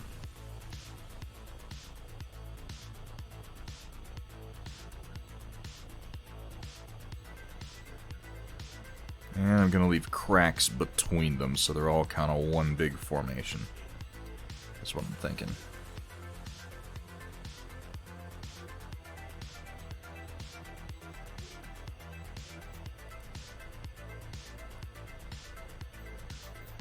I wasn't going to do I was just going to put crystals on natural texture before, but ever since I started doing this sort of buckled earth, I really like the look of it. It makes it look like... Because if you just have crystals coming out of the ground, what it looks like is they're a natural formation that formed slowly over a long period of time, and so the dirt has had time to sort of lay around them, or you know, the stone that was around them has eroded away. If you do the buckled earth, it looks more like the crystal is an invasive species that is punching up through the ground, which hasn't had time to recover in the time that it took the crystal to grow. Does anyone care? I mean, no. I mean, I do, but that's about it.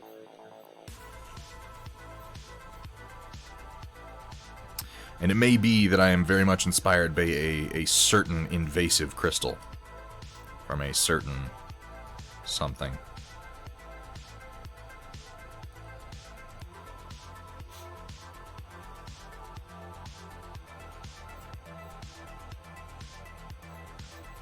Only have the Tau Commander built, working on some final touches, going to start the shields, and post one of your other Tau... Burnsy, please, make it a work in progress. It does not have to be something that is finished to be featured in the Storm Report, my friend. I love seeing works in progress and concepts. It doesn't even have to be a miniature, technically. I just want to see what you're working on, my man. Unless you don't want to share, in which case, please don't let me. Don't let me pressure you, of all people.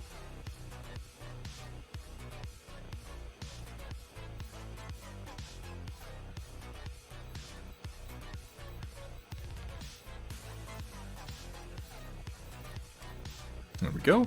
Alright, let's make these guys disappear for a moment. Let's start building this up.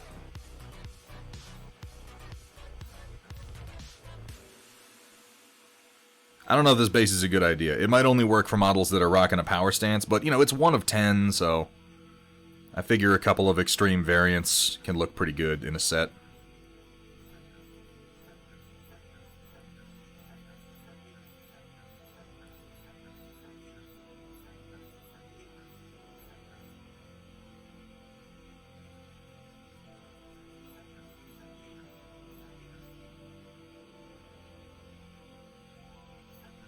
That's the trick when doing model bases, is, at least that I'm realizing as I make more of them, is making them in such a way that you can still put models on them reasonably.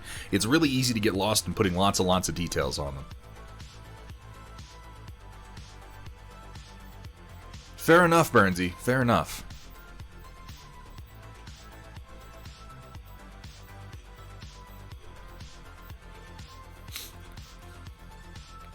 Going around to get more caffeine. Should be done with about 10 minutes to go before the Storm Report. I'm looking forward to seeing it, Stig. Tell you what. Tell you what. Let's expand these outward just a little bit. Let's see what it looks like with the crystals down. That's not bad. It's not bad at all. Again, this base is going to be limited in what minis can go on it, but that's okay. You know, like a commander in a power stance, this will be a good choice for him.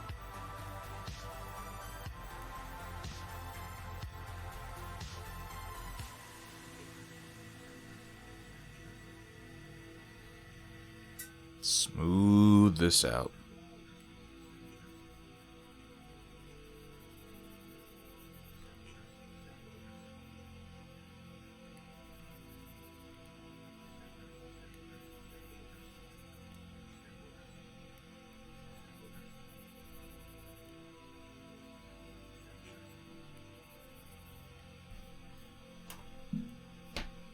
One version has a really tall centralized crystal, so people can put miniatures and Spider-Man crouch or similar poses on top of it. That's an interesting idea, Sumitha.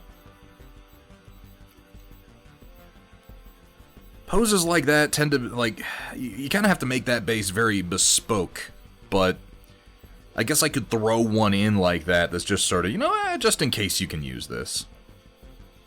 I've already positioned a few models on these bases so they look like they're kind of standing on or kicking off of the crystals themselves.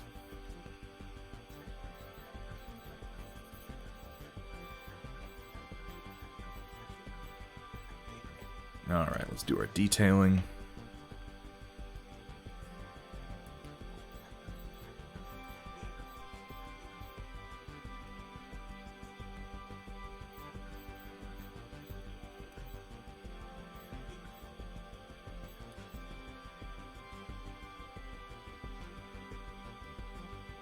I love using this tablet because it's pressure sensitive, so I can kind of control how much of a lip I'm getting as I go by just increasing or decreasing the actual pressure that I'm applying on my stylus.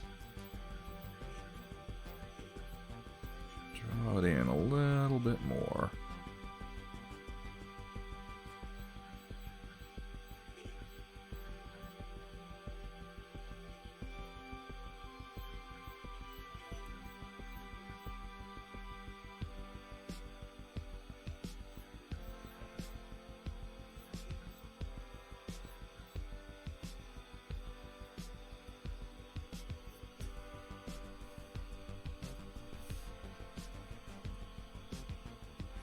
Probably want to build up more under the overhang since more dirt would accumulate more in the direction of the push. So it doesn't have to be perfect like that, Dwegom. And the other consideration is printability. I don't want these voids down here to ever become enclosed or so tight that this can't be cast, because we are looking to get some of these cast in SioRes.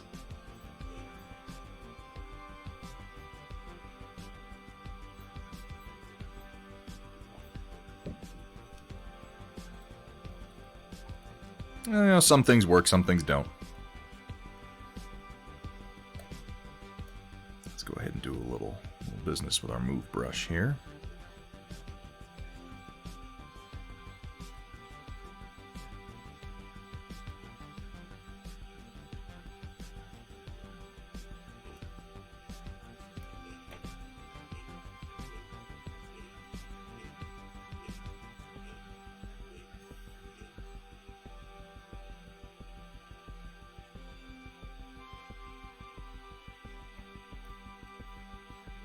That can clip a little bit, that's fine.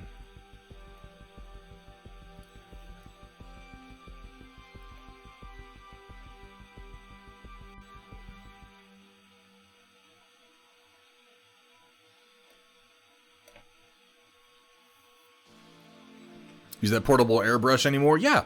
I'm still mostly using it for priming. I mean, truthfully, with airbrushes in general, I use them mostly for priming anyway.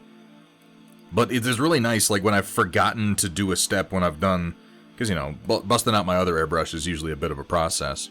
When I've forgotten to do a step with that, I just need to do, like, a quick varnish or touch up some primer on... Like, I primed a model. I mean, you know, one of the best ways to discover mold lines on a model is to put primer on it. They appear immediately. So I think I've got all of them, and then I put primer down, and there's that one damn mold line, so I'll come in and I'll scrape it off, I'll put a little primer in the portable airbrush, flip on the compressor, psst, prime it, I'm done. Don't have to break out the big compressor or move anything, which is really quite nice. I still haven't really given it a solid stress test, like how long it can potentially go for, or anything like that, but for small jobs, I definitely like it.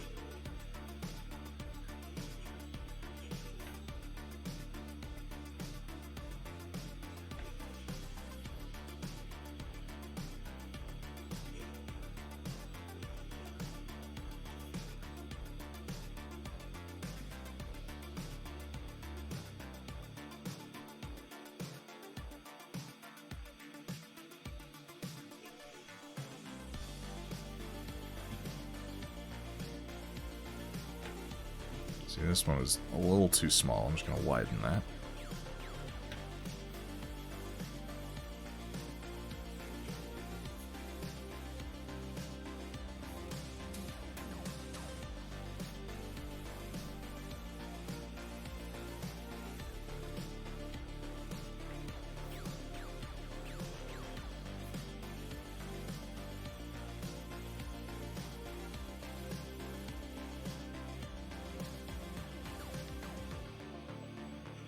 I've really kind of only used it. I've used it for priming and varnishing. I haven't done a lot of acrylic base coats lately, though. I think if I was, I probably would. Oh my god. Oh my god. Suicide Prinny. Bringing down the fury. How we doing? How we doing? How we doing? Maybe have to wait just a minute for old Suicide Prinny to make it. Oh no. Oh no, there he is. Right there. How you doing? Welcome in, welcome in. How was your stream? I hope you had a good one. We're just kind of futzing around over here, having some fun, making some mini bases.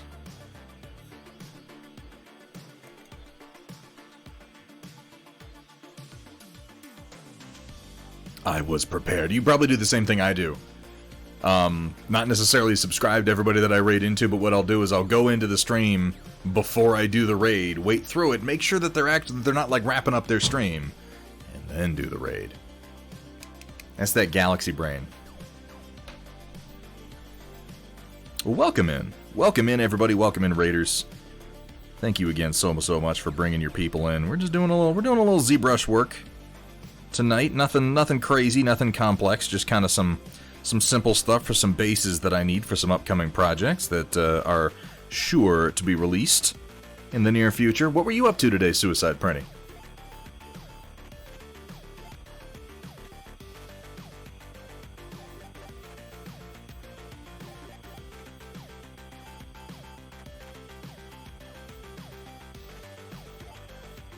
Let's make that go away. I'll show you some of the other bases that I've done in this style here in just a second if you're interested, because this is kind of my second run.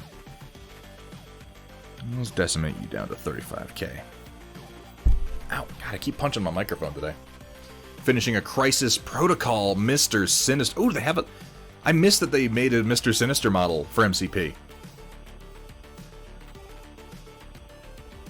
They will, Dwegom, yeah, because the deal we're working out with them is that they're going to be selling essentially right to Steel Warrior so that we can stock Scio-Res. That's the goal. Wombat Combat, how are you doing? Watch Captain, welcome in. Nivik Eats Paint, been a while since I've seen you, man. How's things? Let me see. Let me see if I can't pull up.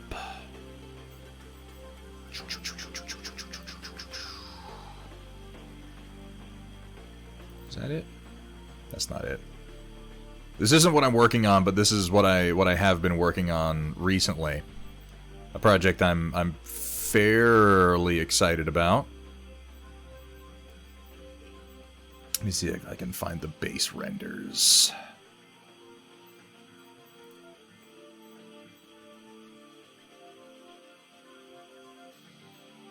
Oh, that's a pretty cool model.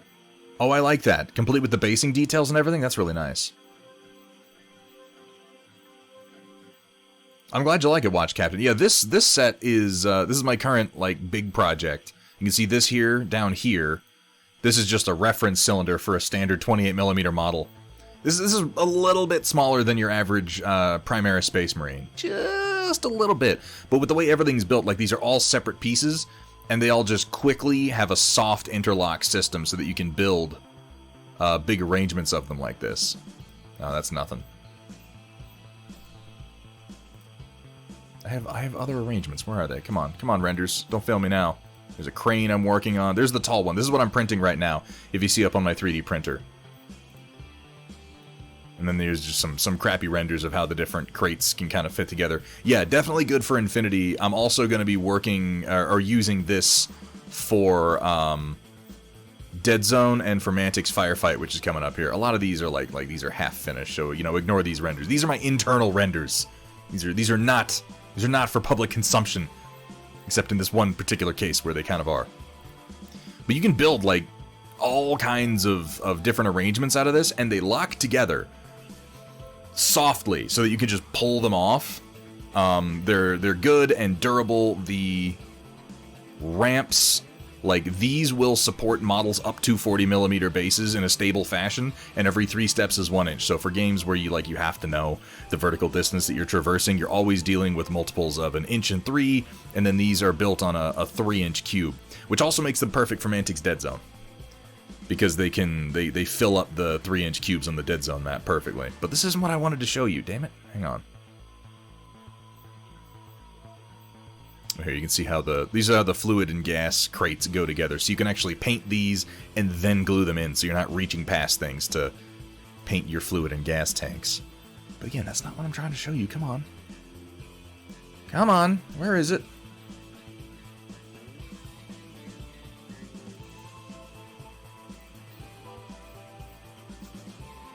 I only have a couple of renders of these ones so far, and I have painted a few of them, but these are what the renders end up looking like for these Crystal Badlands style bases.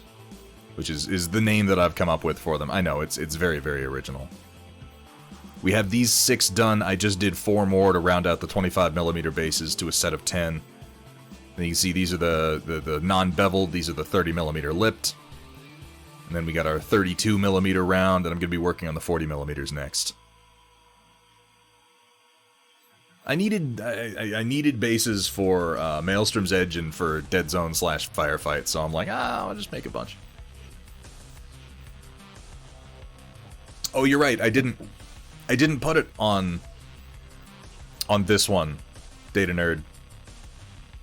We are about 27 followers, and we'll be hitting our 2K mark, and I'll be doing our giveaway.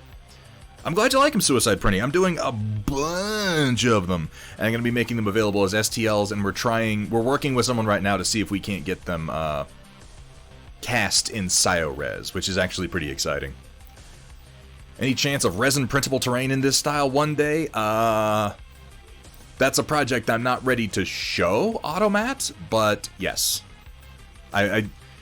Yes, I've kind of already started futzing around with the idea of terrain that integrates these sort of crystal formations into it.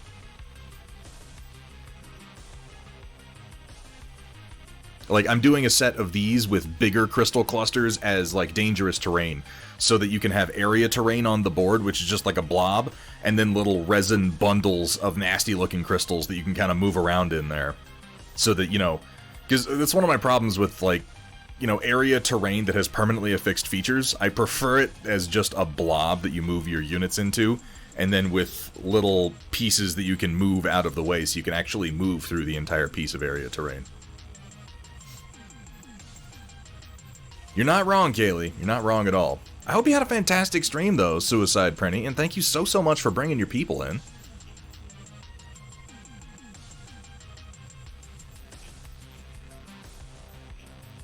That did get reduced. Excellent. Let's go ahead and do a quick merge and append this into our primary tool. And then we can get rid of this, this, and this, and we are left with just this. How wonderful. Let's go ahead and chop some stuff off of the bottom here. It's kind of inconvenient, actually.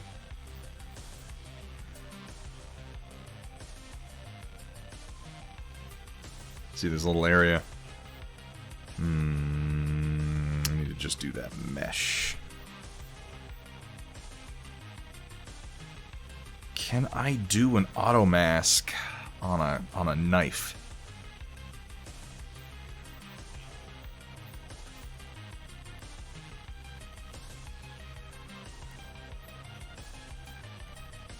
I don't think it will. I think if I do this, it's going to cut a square out of... Yeah, it will. Alright, I'll have to fix that. That's no big deal. I'll just separate the mesh and fix it. Got a little ahead of myself. Let's drop this into our folder. Shablip. And now we're on to 40mm.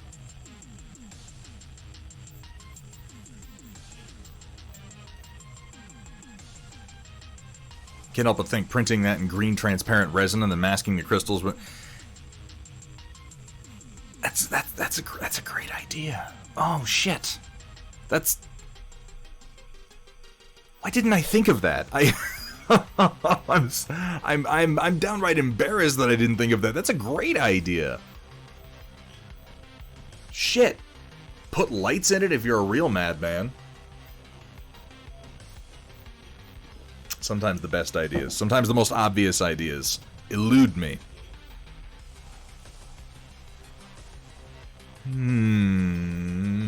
This is not the piece that I need. I'm going to have to import it.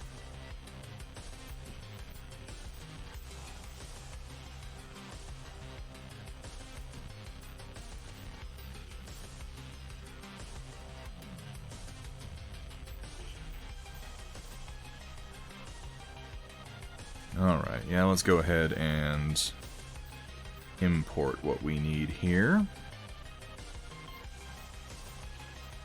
Templates, 40mm beveled. Shablip. This is all in one subtool, so I'm going to go ahead and split this to parts. Alright.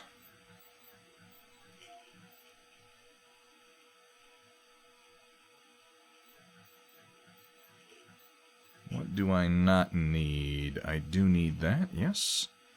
I need the topper there. I do not need anything from up here, so let's get rid of it. Delete. Delete. Delete. And we're left with just the base and the topper.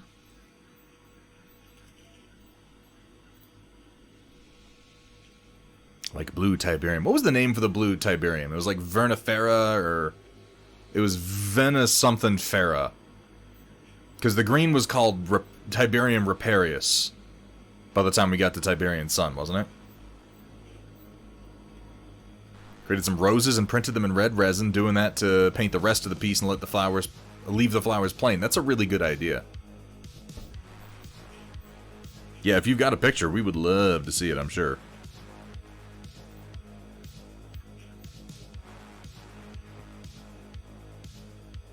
Alright, so if I go back to my workspace, I should be able to just append that tool in.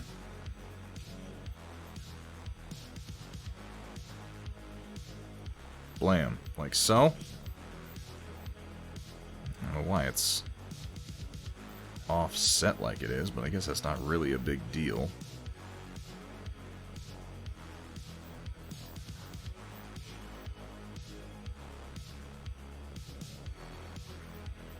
Only appended in the one tool that I had visible, so I think...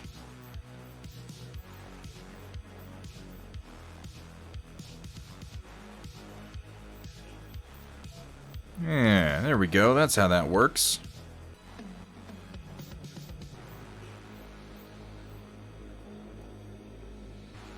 And that's the weighted version. That's just fine. As long as it's centered, which it does appear to be. Alright, now I have to do a little bit of technical work on this to get it sculptable. So let's make that go away. And let's make our mesh visible. Pull up Z-Modeler.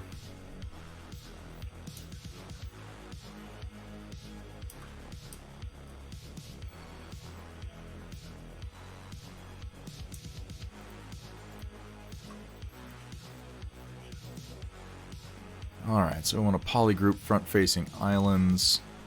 So I want to basically just polygroup the bottom, right? Yeah. This will keep the bottom separated from all the other pieces as I'm sculpting at it. And then we want to go to geometry, and honestly, fuck subdivisions. I'm just going to Dynamesh this shit. I like Dynamesh. Let's bump that resolution up. Up, up, up, up, up. Shablap.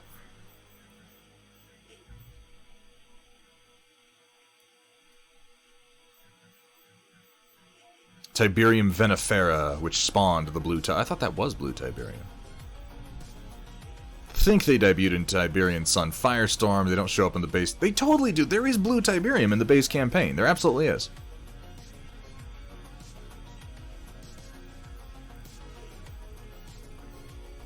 Oh, thank you so much for saying so, Dwegham. You have a great night, dude. And now you can see that this mesh is way... That's... Okay, I bumped my resolution up too high. Let me fix that. I don't need 2 million vertices. Calm down, ZBrush.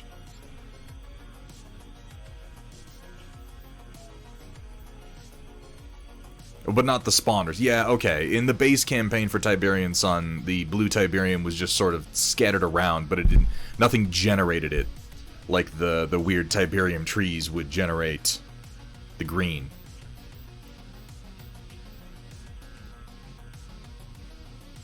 Also, it was explosive, wasn't it? Like, you could blow up a little bit of blue Tiberium and the whole field would, like, chain react.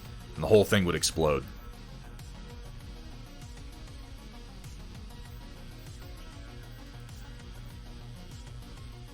Alright, now I want to make a few copies of this. Let's put this in the bases folder.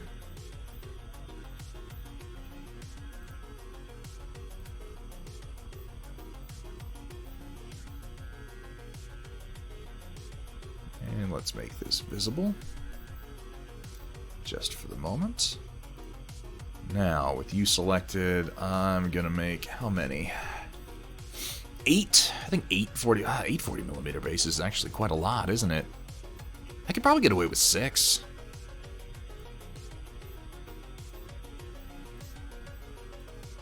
Let's do 6. Let's do 6 and see how we feel after that, right? Do the same thing with 3 of them split and 3 of them focused on one side.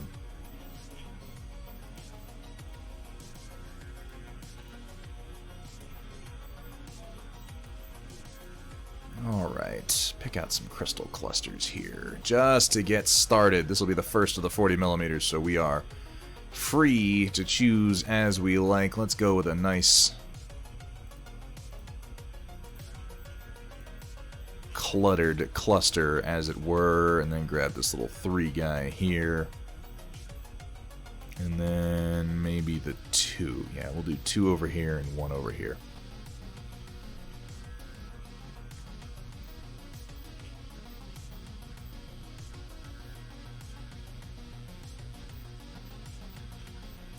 I've been replaying Tiberian Sun lately. I'm most of the way through the GDI campaign at the moment. I don't know why I have this delayed gratification thing when it comes to playing specifically Tiberian Sun. Anytime I do a replay, like, I don't want to play the GDI campaign. I mean, I do.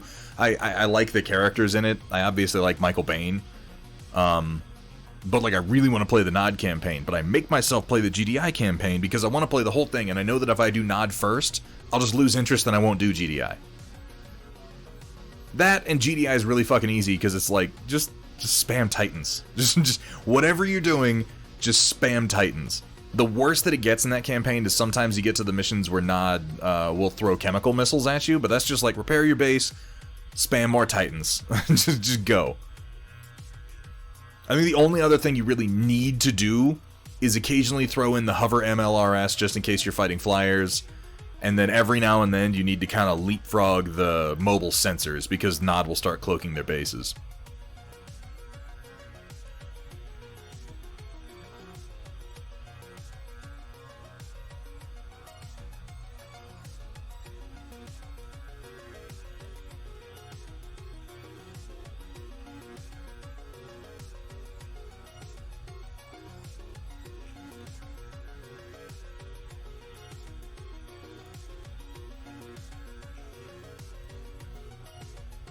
Other than that, though, it's pretty much just spam Titans. You can't do that as Nod. You can't just, like, spam Tick Tanks, even though they're essentially the same thing. Spamming Titans, though, is incredibly effective.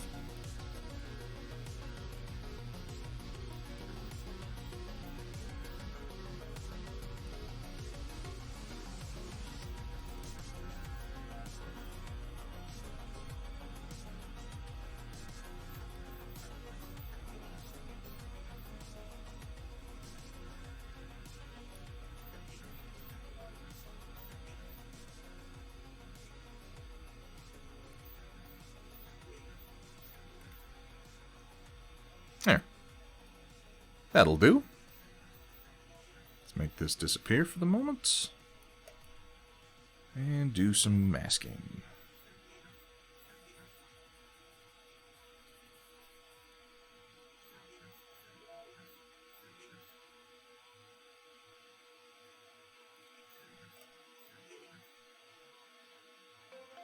A little more, closer to the edge. Oh, people asked about movie night. Yes. And I know that we normally do voting, but I might just make a judgment call. Mostly because I kind of want to watch it. I think we're gonna watch Pass Through. And I want to ask you guys to make sure that you're okay with this. Not just Riot Sister, though. Hey, Riot Sister. Hello there. Because it's a Neil Breen movie. And those of you who have gone on this journey with me so far have only watched with me Fateful Findings, which I had not seen yet. I have seen Pass Through, but it has been some time, and Pass Through is crazier than Fateful Findings in my opinion. So I should ask, do you, the movie night going people of the Thunderhead Studio Discord and stream, do you think you can handle more Neil Breen? I think you can. I believe in you. I think you've got what it takes.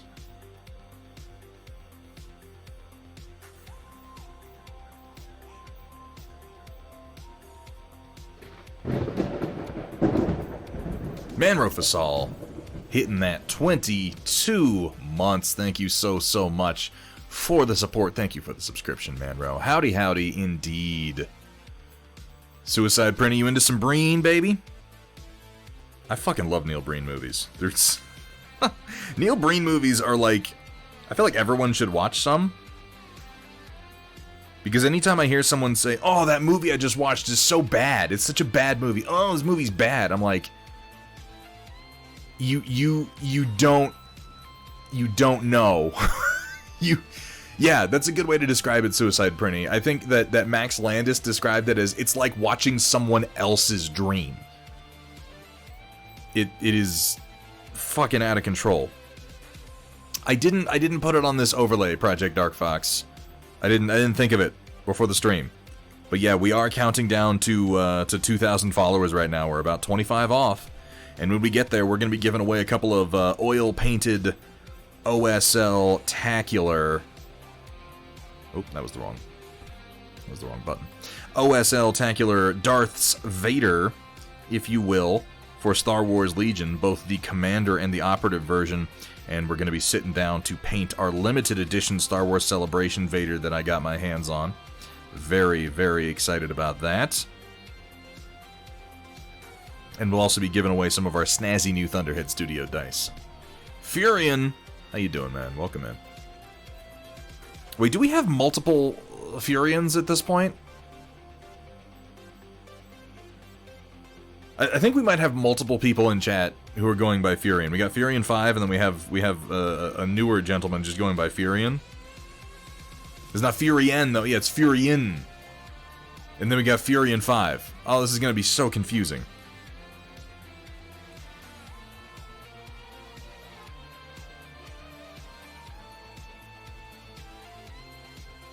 I'm already confused.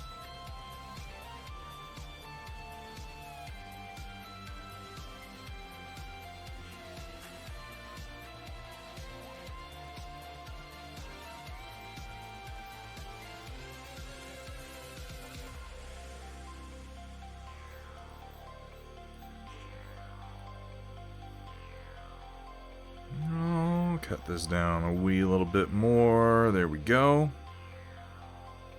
Knock this masking out. Alright, let's start the process.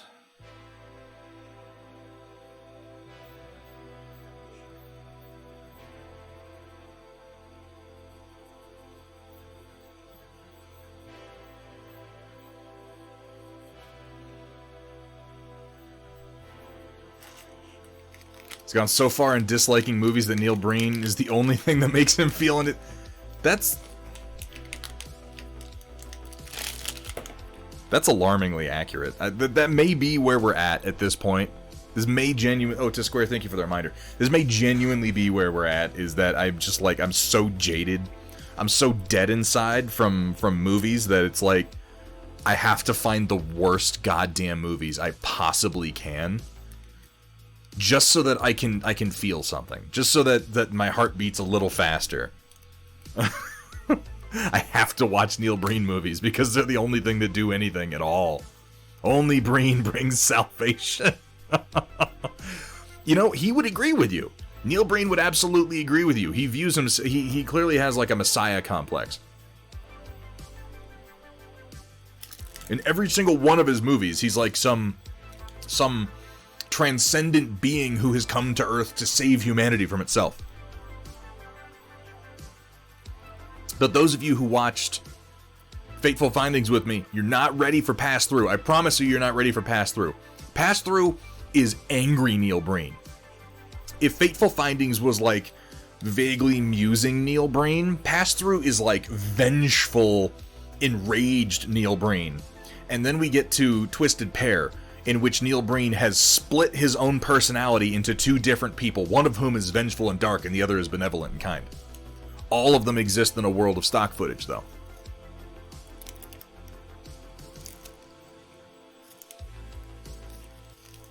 Oh. Speaking of being prisoners of the Satellite of Love, I just saw there's a trailer for a new season of MST3K.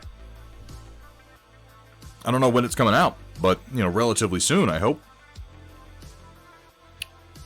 I didn't expect to like the new Netflix created, or I guess, produced MST3K as much as I did, but it's perfectly solid. The new host they have, whose name I now can't remember, obviously Joel and Mike and everybody are long gone, but the new host is pretty good. Furion, you should join us. We do a movie night on the Discord last Saturday of every month, and we still need to finish the Mythica movie series. We'll get to that, but it's been a little while since we've done some Breen. And I feel like it is my responsibility to ensure that you fine people are exposed to the auteur cinema of Neil Breen.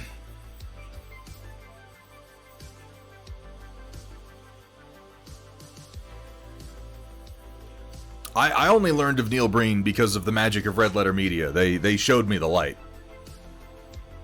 Suicide Printy, don't lie. It's the only filmmaker I can compare Breen to with any honesty is David Lynch, which sounds like a compliment. But it's like if David Lynch had none of the talent, all the wacky ideas, none of the talent. You can't at me? Why not? Is it not working? Maybe you know what it is? Maybe I'm not in chat. That's entirely possible, Manro Fasal. I don't have my chat open in another window right now, so I might not be in the chat room.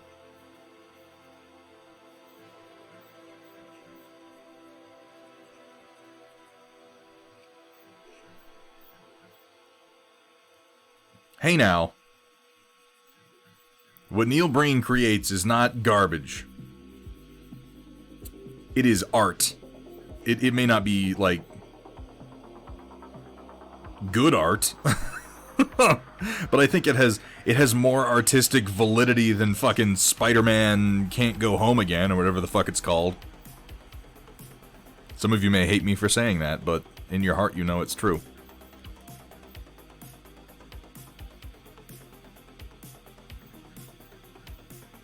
I did not like that movie as much as I thought I would. I did not know, like, everybody said so many good things about it, and, like, I get it. It was very pleasing in a very kind of superficial fan servicey way, but, like, they have the Green Goblin straight up meme in the middle of the movie. Like, they have Willem Dafoe he says the thing, he goes, I'm something of a scientist myself, and I'm like, part of me died. Like, I felt in that moment, I don't feel like Willem Dafoe was like, he's not a modern slave or anything. Nobody made him say it. He probably didn't hate saying it, but I still just felt for him like, you're doing memes. Mickey Mouse is paying you to do memes, dude. This sucks. You went from the lighthouse to this. You got paid a shitload of money for it, but also, fuck, man. You've encouraged Matt Yee to see a Neil Breen movie? Oh my god. We should get him. Let's see if we can get him in for our movie. Well, no, he's going to be at, because it's going to be this Saturday, and he's going to be at Adepticon. I invited him in for the last Neil Breen watch that we did. He did not accept my offer. You can't know. You cannot know what it means to watch a Neil Breen movie until you've done it. It is frustrating. Like, I can describe it as, you know those videos where they take dogs and they hold them over the bathtub or a body of water and they start doggy paddling, you know? It's just like a reflex. It's like their brain is saying, I'm going to go into the water, let's do the dog paddle. But there's no water, so they're just doggy paddling in the air. Their brain is engaging with a task that they're not actually doing because of a hardwired anticipation, right? That is your mind trying to understand Neil Breen's filmmaking.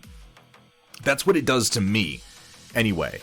It's like my mind is questing out, and it's scratching at the surface, and it's trying to find purchase. It's looking for like continuity. It's looking for logic. It's looking for something. And the movie gives me enough things that seem like I'm watching a normal movie for my brain to keep engaging that, even though I know there's nothing there. There's fucking nothing to engage in. But like a really bad movie, like a truly just complete shit movie, my brain turns off at a certain point. I'm like, of course that happens because this is stupid, and then I get bored. But with Breen, I'm always like, I'm trying so hard to find a narrative. I'm trying to connect things, and every now and then I feel like I've got it. I feel like, okay, this event led to this event led to this event, and then something happens, and that finger hold that I thought I had is just smooth glass, and I'm sliding down the surface again. It feels like going insane. But I can't stop. I can't stop my brain from trying to engage with it, because it has just enough sense. It has just enough sense to keep me going. It is a profound experience. Oh, so the sides aren't masked off. I have everything broken apart into polygroups, and then I have my polygroup masking turned on. So my brush will only affect the polygroup that I start in. Carrick, thank you so much for the raid. Welcome in, my friend. Welcome in. Thank you for bringing your people over. How was your stream?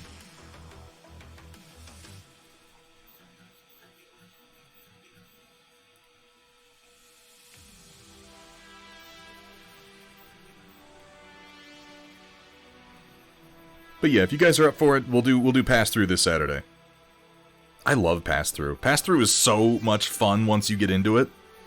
Once you stop trying to understand what's going on, it's so much fun. Rough start, but otherwise had a good one. Well, that's the ticket.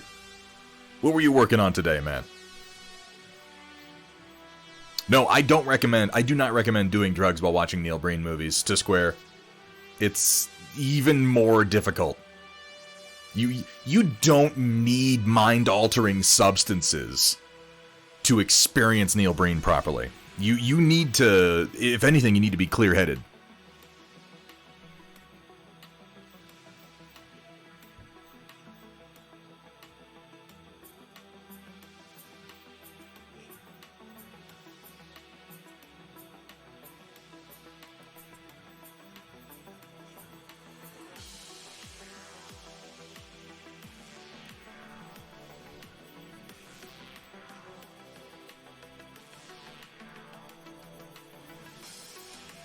Yeah, that's pretty good. Let's go ahead and put some edges on this.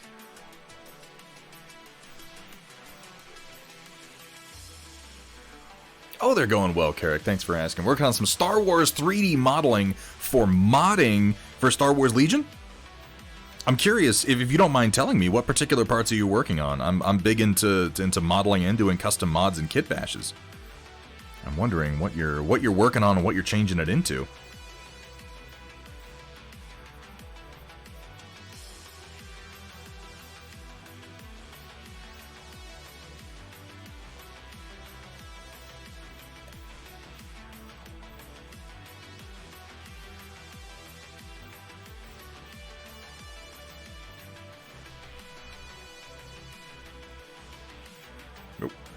Undo that. Thank you very much. Oh, a ship for Empire at War. Oh, very, very cool. God, Empire at War is a great game, isn't it? Like, still fun to go back to. I think largely because of the amazing modding community. You're doing God's work.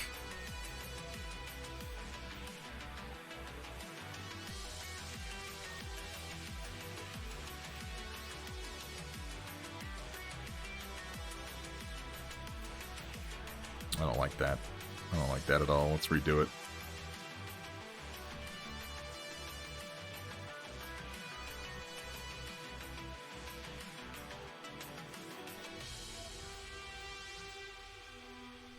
Not at all, man, Rufusal. You have a great dinner.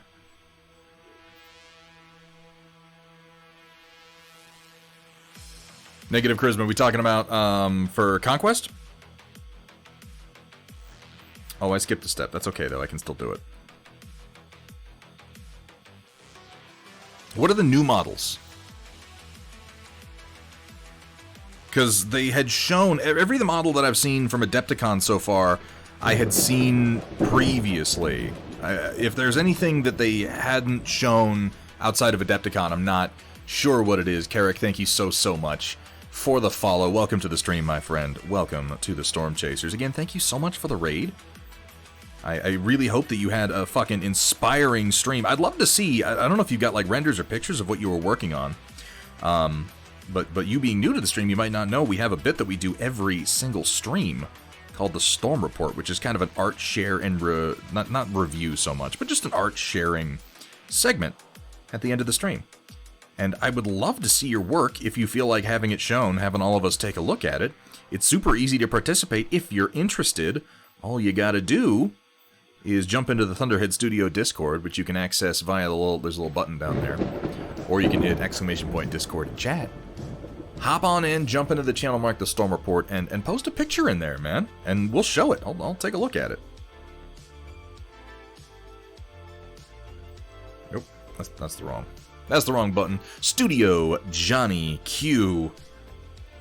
I just immediately, my brain started, like I can hear the Johnny Quest theme song in my head. The second that I saw that, that's what happened. Studio Johnny Q, thank you so much for the follow. Welcome to the stream. Welcome to the Storm Chasers.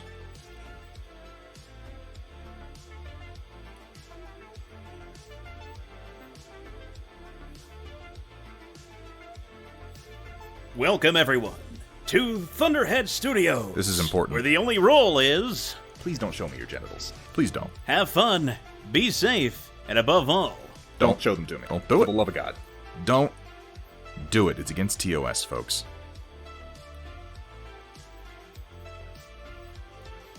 Awesome. I look forward to seeing it, man. From Adepticon, the Necromunda stuff is what I'm... Okay, yeah. So the Necromunda Ash Wastes Dust Striders look fucking cool as hell. Okay. I don't really, you guys know, I don't do Games Workshop stuff for the most part. I'm like an addict who can't let himself go back to it. But, you know, objectively, as I stand back, I have to recognize the quality of what they produce. Their models are fucking amazing. And the Necromunda stuff they've been doing is absolutely top-notch. And yeah, I love those Bug Boy riders. There's also, the Orlocks look really cool. There are also some models coming out from Privateer Press that are pretty exciting.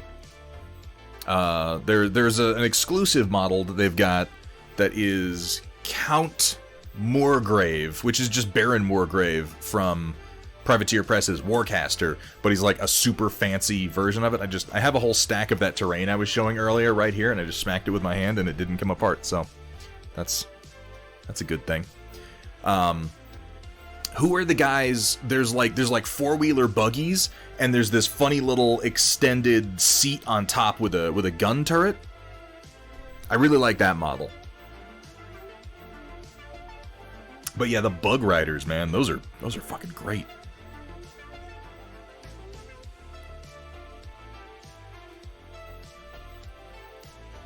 Has anybody had a chance to, okay, I guess I shouldn't ask that, because if you're at Adepticon right now, you're not in this stream. But I was going to ask if anybody had a chance to check out Steel Rift yet.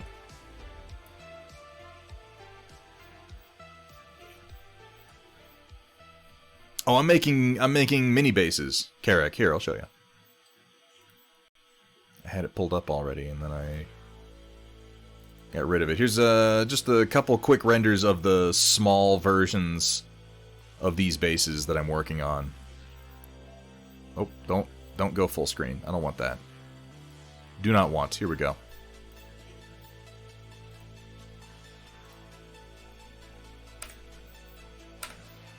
And these are the 32mm size ones.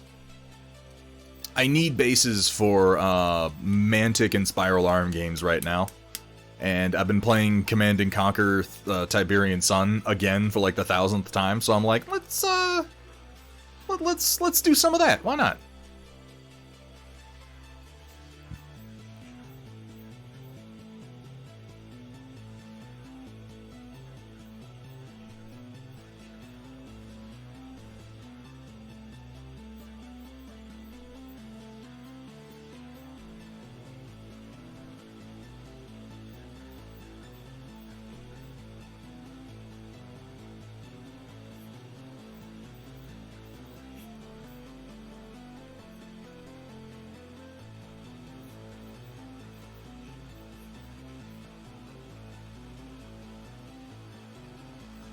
I have a little bit of a thing for Command and Conquer. It's entirely possible.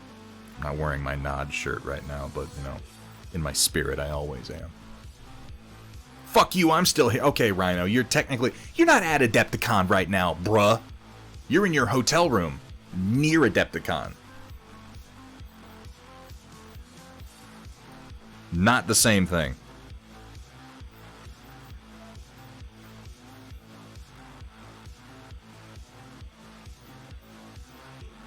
Unless you are presently attending Adepticon, you can shut it.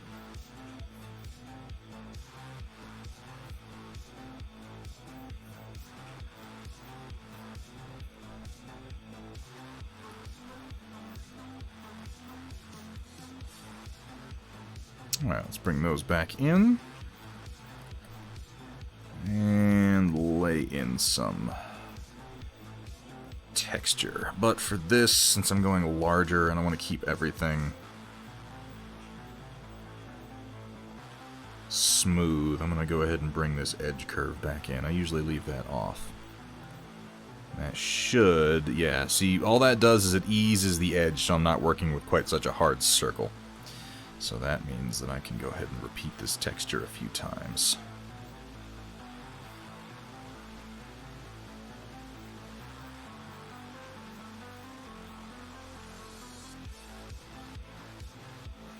That's not a good arrangement. Let's try again.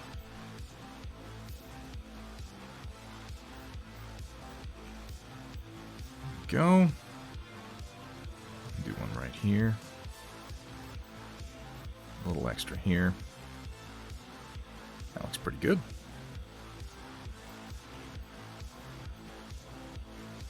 Yeah. That'll do nicely. Computer has been left streaming Twitch for 10 hours, and I find myself in a channel I have never seen with a Dr. Rhino. I am scarred and deformed. No. No. No. Budgies, thank you so much for the follow, man. I'm glad that fate has brought you to my door. Welcome to the stream.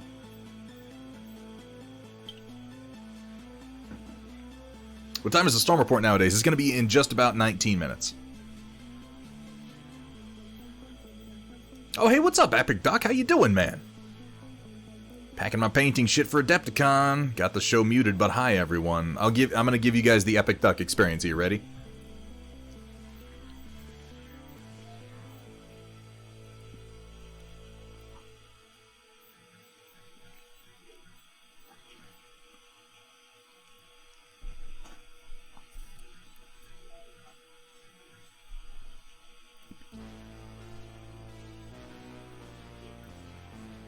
That's what Epic Duck is experiencing right now.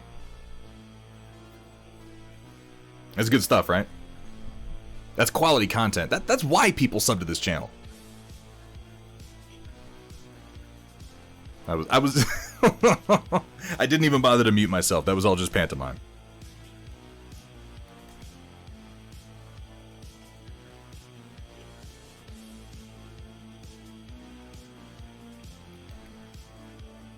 I'm so good, you guys. Oh my god. Alright, let me go ahead and I remove the mask. Let's pull this down to 35 and see what it looks like.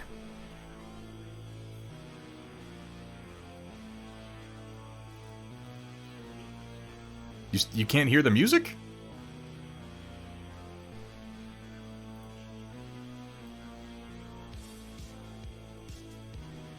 You should be able to hear the music. Everyone can hear the music, right? It's not just me. I haven't been doing this whole time with no musical accompaniment, have I? How embarrassing. It's really quiet. Oh no, I thanked Release the Budgies.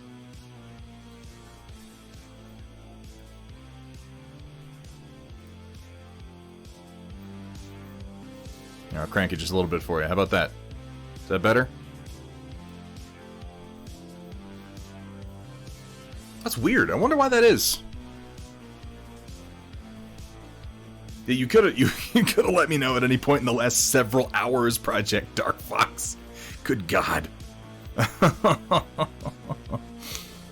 Riot Sister, that's one of the pieces for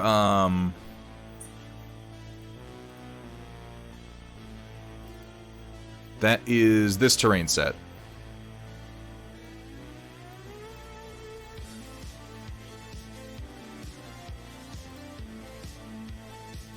Is the one that I have stacked up over here to my left.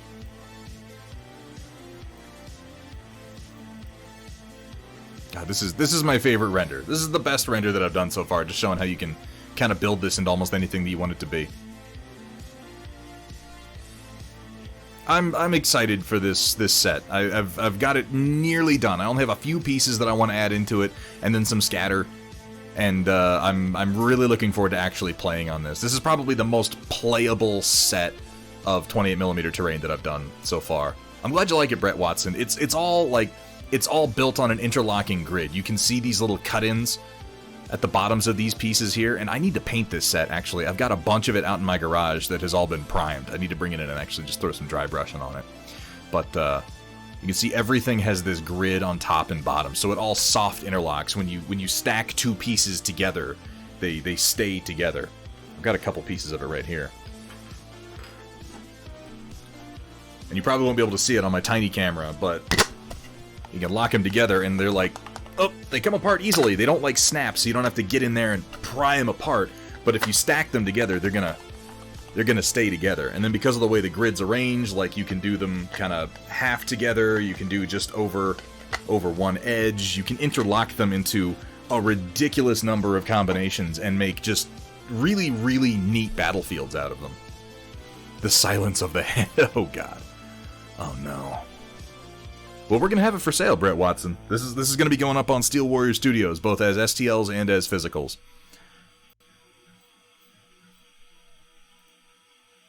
Ignore that.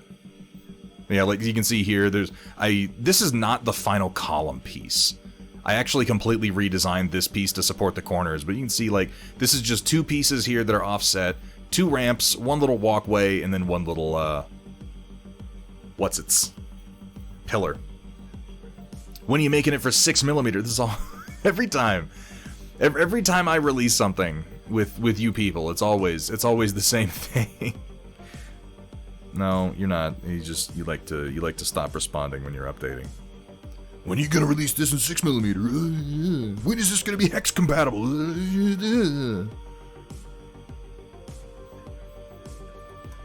You only say that because, you know, most of what I make is Battletech oriented and hex compatible. Have you guys seen the new terrain set, by the way? I put an announcement on my Instagram and Facebook, but this is the... I'm just going to show it. Why the hell not? This is the terrain set that I have done in tandem with Death Ray Designs for the game that they're premiering at Adepticon right now. Steel... Why did I just forget what it's called? Steel Rift. That's it. That's the one. But this is all 6mm. And you can see I've rendered it with some of their new Steel Rift minis. Absolutely, Carrot. Go get yourself some dinner, man. You've been streaming. You don't need to stick around. Thank you so much for coming over. You might have a point, Automat. You might. But this is all 6mm 3D printable, and the way that it's designed, you can kind of see here.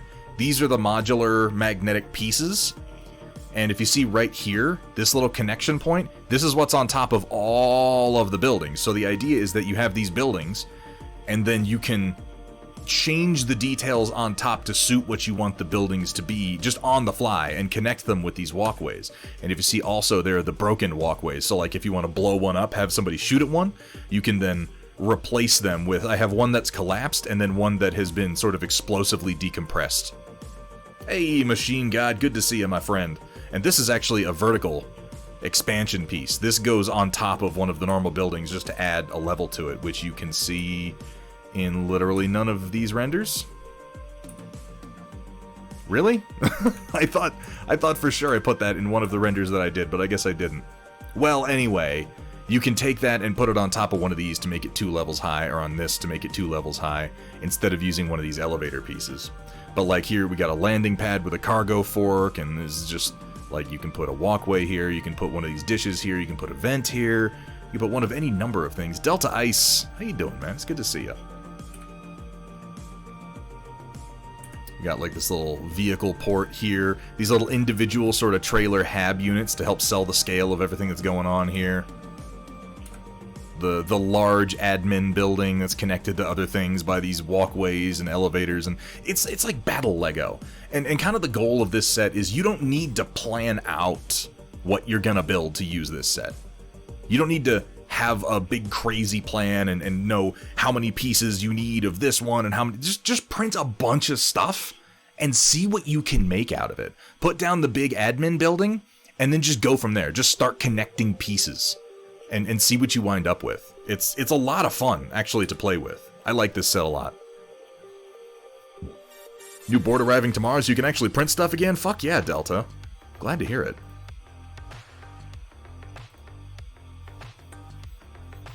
So not everything, Brett Watson. He sells STLs and physicals.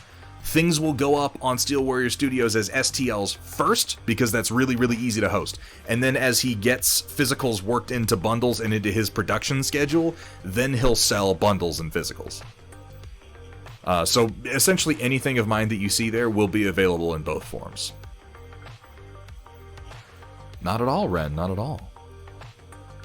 Yeah, Steel Warrior he's got a print farm with, I think, 80 printers in it, and he's in the process right now of moving to a new facility and upping himself to like 200 printers. The dude has some serious output. I would swear I had a better render of Farpoint Colony than that, but I think I'd be lying.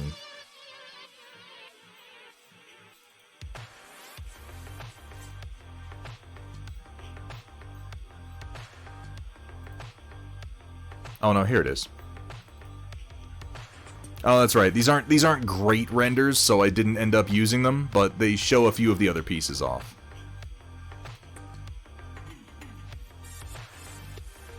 I wanted to redo these ones, but I can share them with you. But here you can see you can take these pieces and you can add on the vertical pods to stack them up. So this is a separate piece from the building that's underneath. But that way, instead of using these little elevators for the connectors for the level 2s, you can just pop one of these on instead.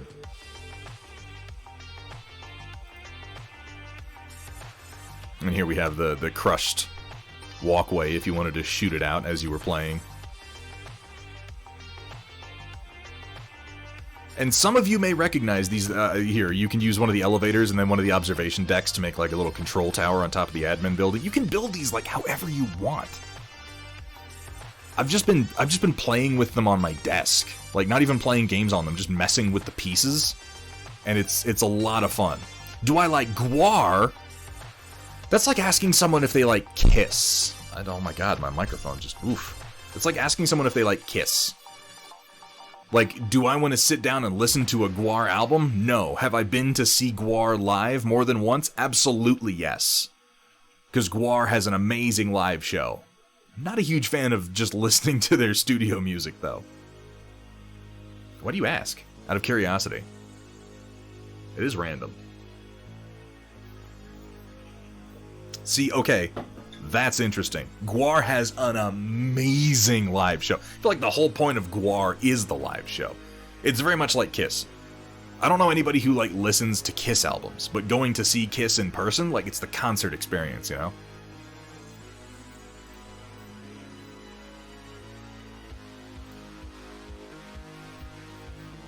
I have fridge soup. Do those words go together, Cookie Mama? Are you okay?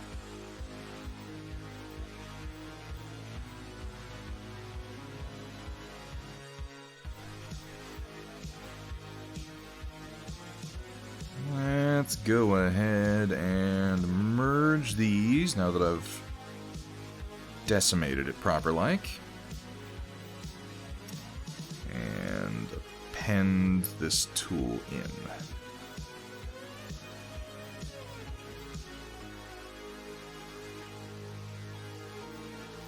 There we go.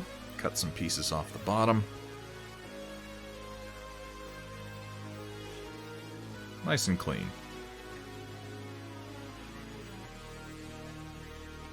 Oh my god, Machine God, that explains so much.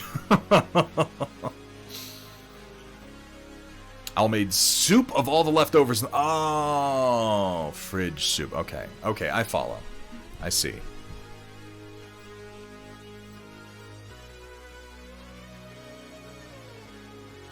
Yeah, Delta Ice, it is a little, it's a little nuts. The sales that we've seen and the growth that, oh no, I fucked this up.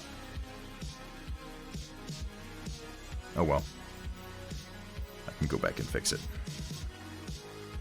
I know what I did. And it had to do with my masking angle. That's okay though. Let's fix it. Oop.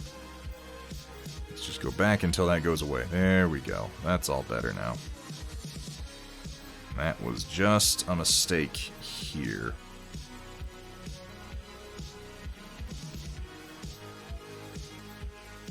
Because I have the auto masking set to mask by angles, which means if I start on an angle, it'll do the side of the base, yeah.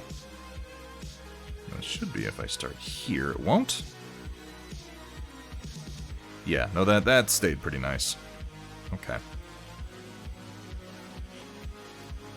All better. Moving on.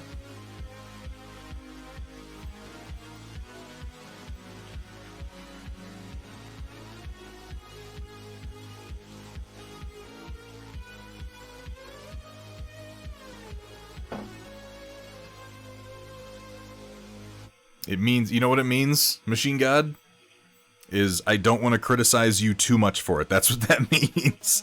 That's my weasel words to get out of actually criticizing you for listening to Gwar.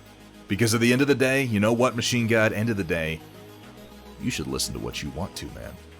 I'm not gonna, but you should.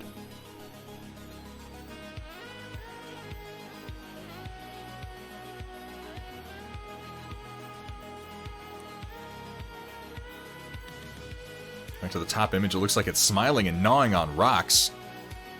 Oh my god. Kinda does. Well, now I see it. We're gonna pretend like it doesn't, and nobody's ever gonna mention it again. But yeah, he's got like happy, like nom, nom, nom, nom, nom. Nom, nom, nom, nom.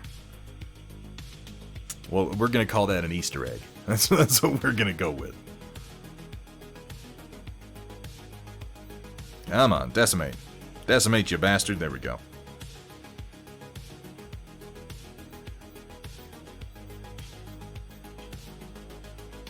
Alright, now let's do the merge and the append.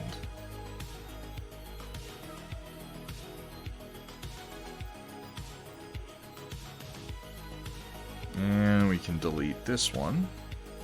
Keep that one. Make these two go away.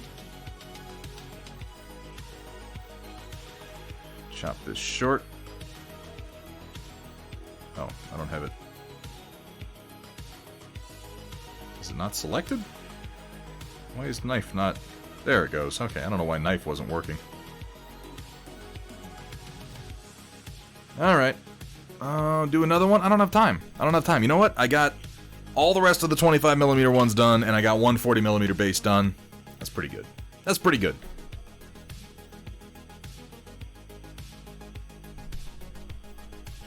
Put my tablet back here. Oh, God. Oh, Lord. Okay.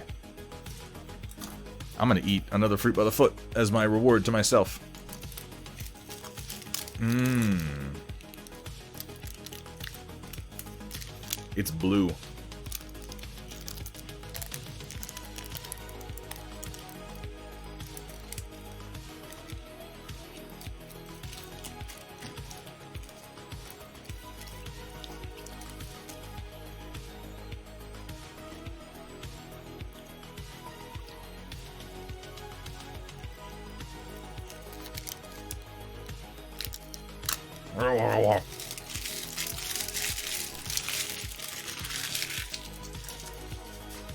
Oh my God. Oh, it's probably not good for me.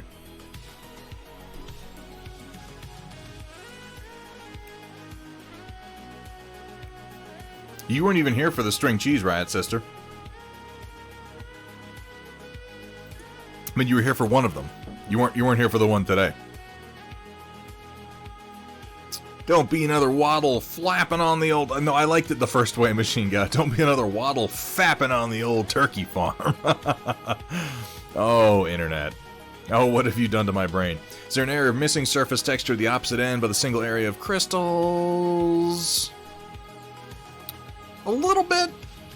It didn't quite really get over here, but that doesn't... Like, this... You're not going to get much texture in here anyway. It all softens towards the edge, and I kind of like it that way. So I'm not going to worry about this, because, as I was saying before, this is a 40mm base. So when I print this out, it's going to be like this size. This is what it's actually going to look like in person. So that level of detail doesn't matter. As long as there's grit around it, it's just fine. That's why I make the cracks so big.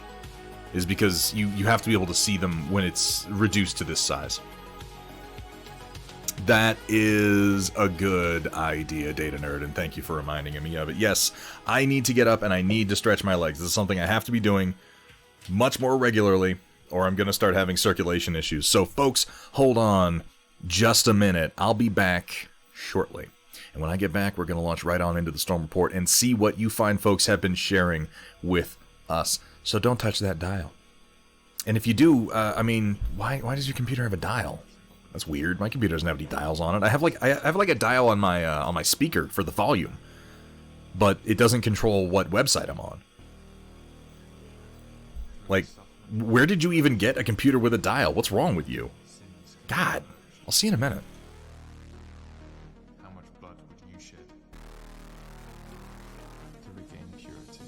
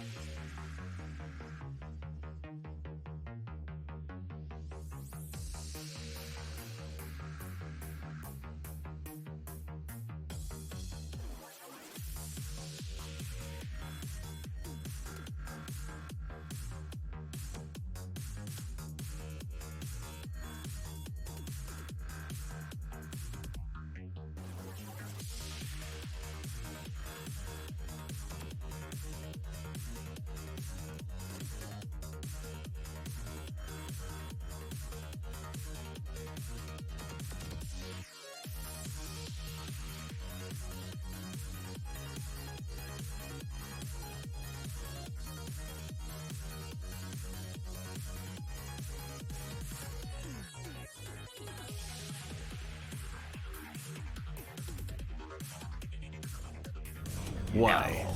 Oh. No, no. I have no idea why that happened. What's up, Sphere? How are you doing today?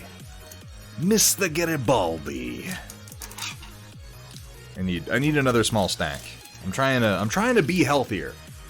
I'm trying to hydrate the appropriate number of times. I'm trying to keep the blood flow going and actually like eat things over the course of a stream.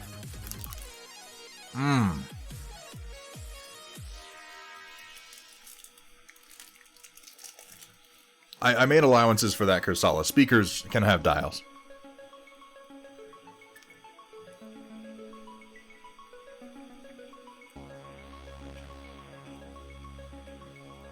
I don't know what you're talking about, Riot Sister.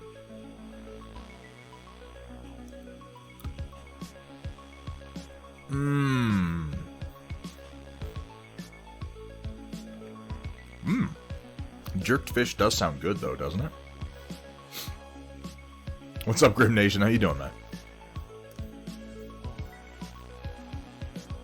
No, that's not fair. What the fuck, man? Give me a tattler? That's not cool.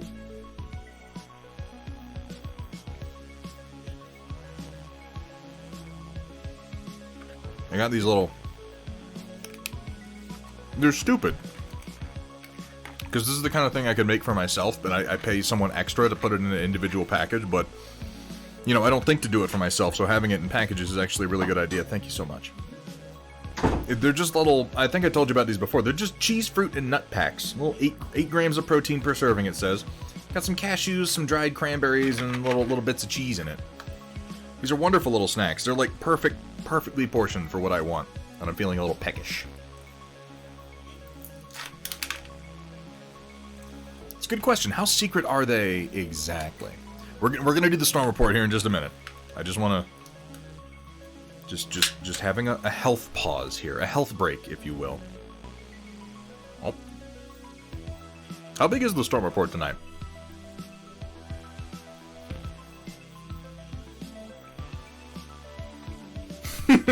Shut up, Square. It's none of your damn business. I'm trying to cut out all the other sugar, not that sugar.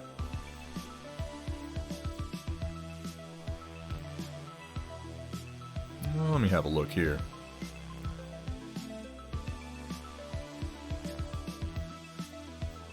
Hey, not too bad tonight.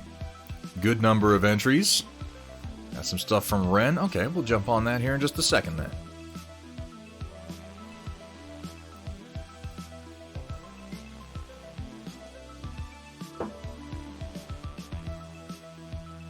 Steeping myself another tea in the meantime. Well, while I eat my cheese, you have the opportunity to post more things to the Storm Report, if you should so desire. With the case of giant pixie stick, yeah, I snort that shit just right up. You know, that and like Fun Dip.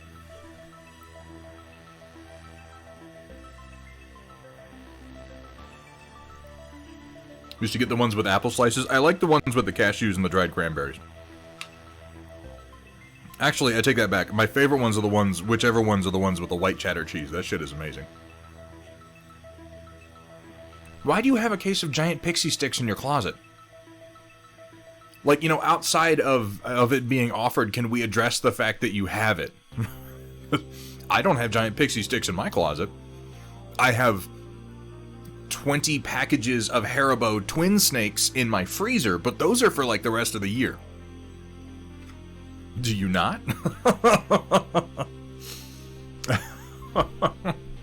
If it's processed enough, does it really count as sugar? This is a dangerous line of reasoning, Omen. Me with ground nuts with extra salt? Oh my god, they have these peanuts at Costco.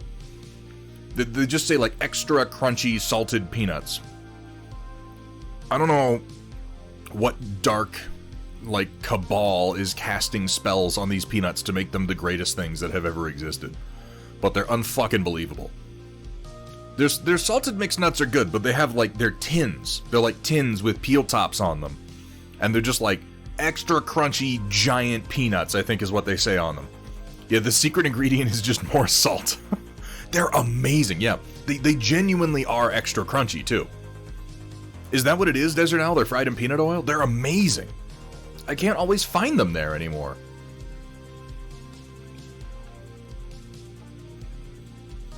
Fucking Costco, man. Costco. Kirkland, bro? Kirkland? That's the shit.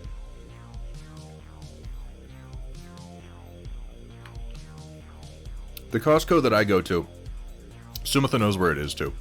The Costco that I go to has a Cane's, like a Raising Cane's chicken finger place right outside of it. So every time I go to Costco, I don't even bother with the, like the Caniac combos or the 6-finger. I don't even do that shit anymore. I'm just like, give me 25 chicken fingers and a tub of cane sauce. And that's just what I'm eating for the next few days.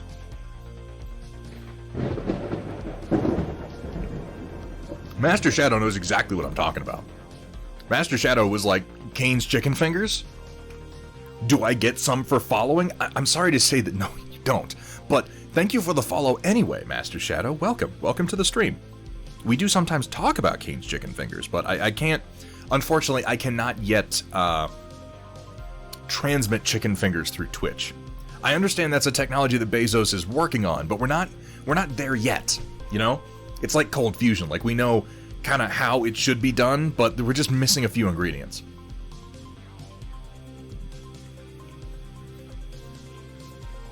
Here in Malaysia, ground salt nuts is a childhood snack whenever there's a guy on a motorcycle selling those for 50 cents. That makes me think of like that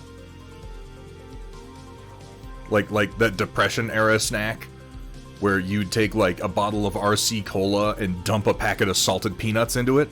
Obviously, it's not the same thing. Here at Thunderhead Studio, we specialize in turning your shame into more shame. There it is. Pretzel crisps, everything flavor, Jumex, coconut, pineapple. Ooh, Jumex is good. I do love some Jumex nectar. Costco-sized Cane's order. Yeah, man, you know, go big or go home. Or in this case of Costco, go big and then go home. And then get big. Because you just bought a fucking industrial-sized 55-gallon drum of dark chocolate caramel macadamia nut turtles with sea salt. Oh my god.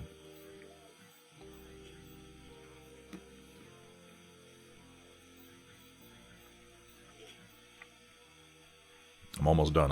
We're almost there, chat. Welcome to this edition of Thunderhead eating teeny tiny snacks while you all stare at ZBrush. It's good shit, right?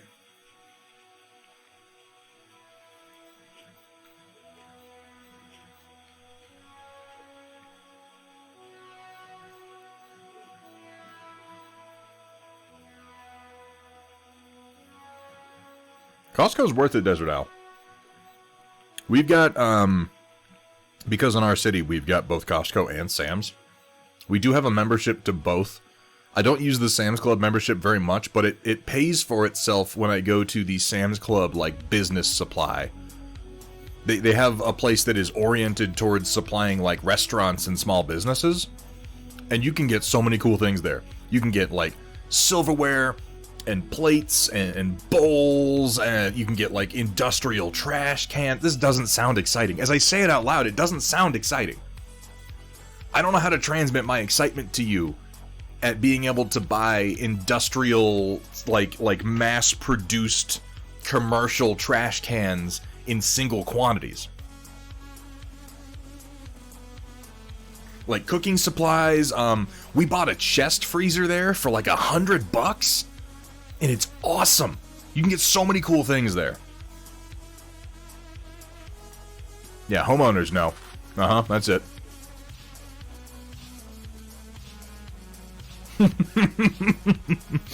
Well, yeah. You guys know you're in the best stream on Twitch, because we're like... You bought a package Sam's wash rags a while back. 24 for $10. It was amazing. I got a membership just so I could get the industrial trash cans. Kirkland, bro? Kirkland? You are.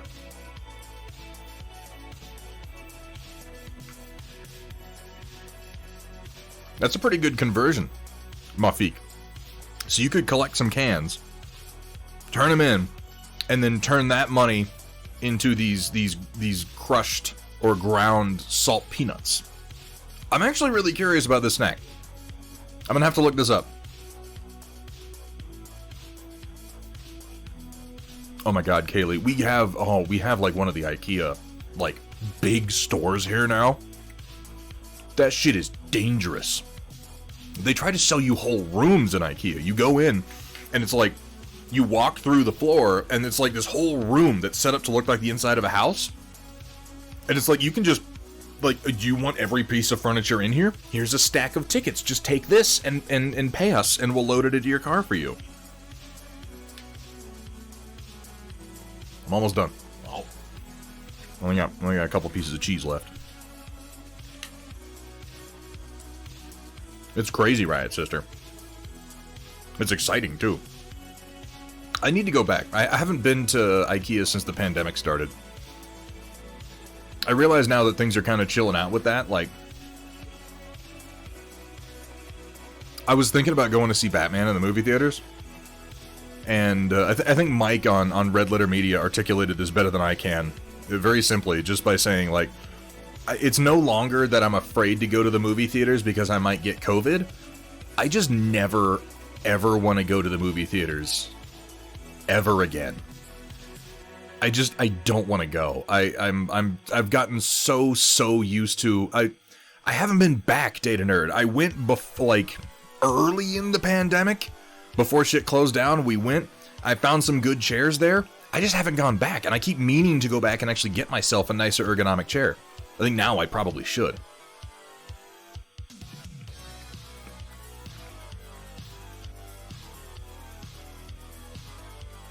Shove my whole living room from there into the back of my Golf.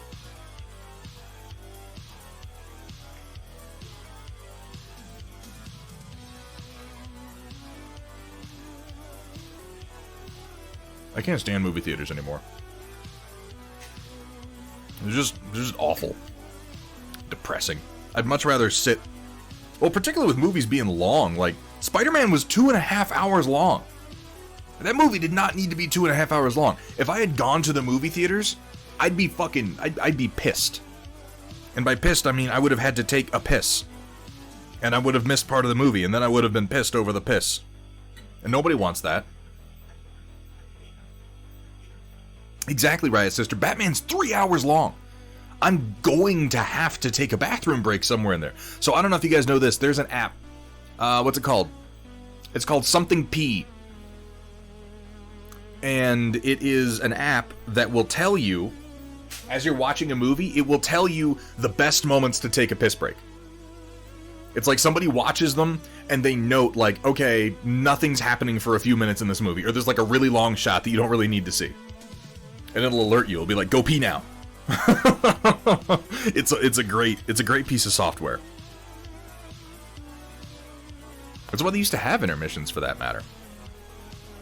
But see, that's the thing. I'm just never doing it again. I'm just watching it at home. Because at home, I just pause, go do what I gotta do, come back. Went to the cinema a couple days ago, watching anime movies with your siblings. That's fucking cool, Mafik. I hope you had fun. Oh, you hold it. Oh. Mafik is, his bladder is not so easily the master of him. Unlike us feeble Americans. A little nip of Earl Grey to get us started right. Let's go ahead and see what we got in the Storm Report tonight, folks. All right, Locusts and Gentlemechs, get ready to feast your eyes on glowed paint and wet palates with the occasional culinary atrocity thrown in on tonight's Storm Report. It's not good for you, Mafik. By viewers like You're gonna get an infection. Seriously, don't hold it that long. It can be bad for your bladder, Mafik. I appreciate that you can, but for the love of God, man, pee when you gotta pee. Mike the Shiny Mute, he knows exactly what I'm talking about. Mike has been hanging out for a while, and then as soon as he heard me promoting good men's bladder and prostate health, he thought, I'm gonna follow this guy. He seems to know what he's talking about. He seems to care. about his fellow man and his audience. How you doing, Mike? Thank you for the follow, man. Welcome to the stream. Yeah, either you should be peeing more, like, either you're holding it in too long or you're not drinking enough fluid. I agree.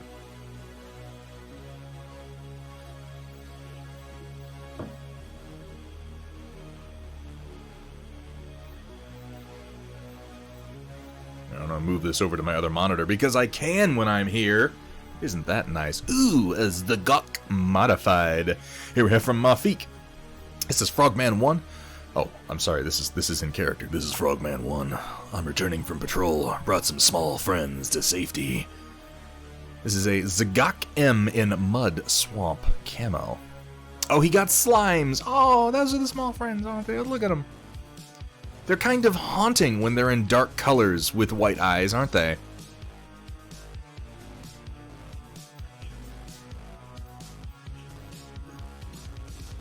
Am I heading to Adepticon? Not this year.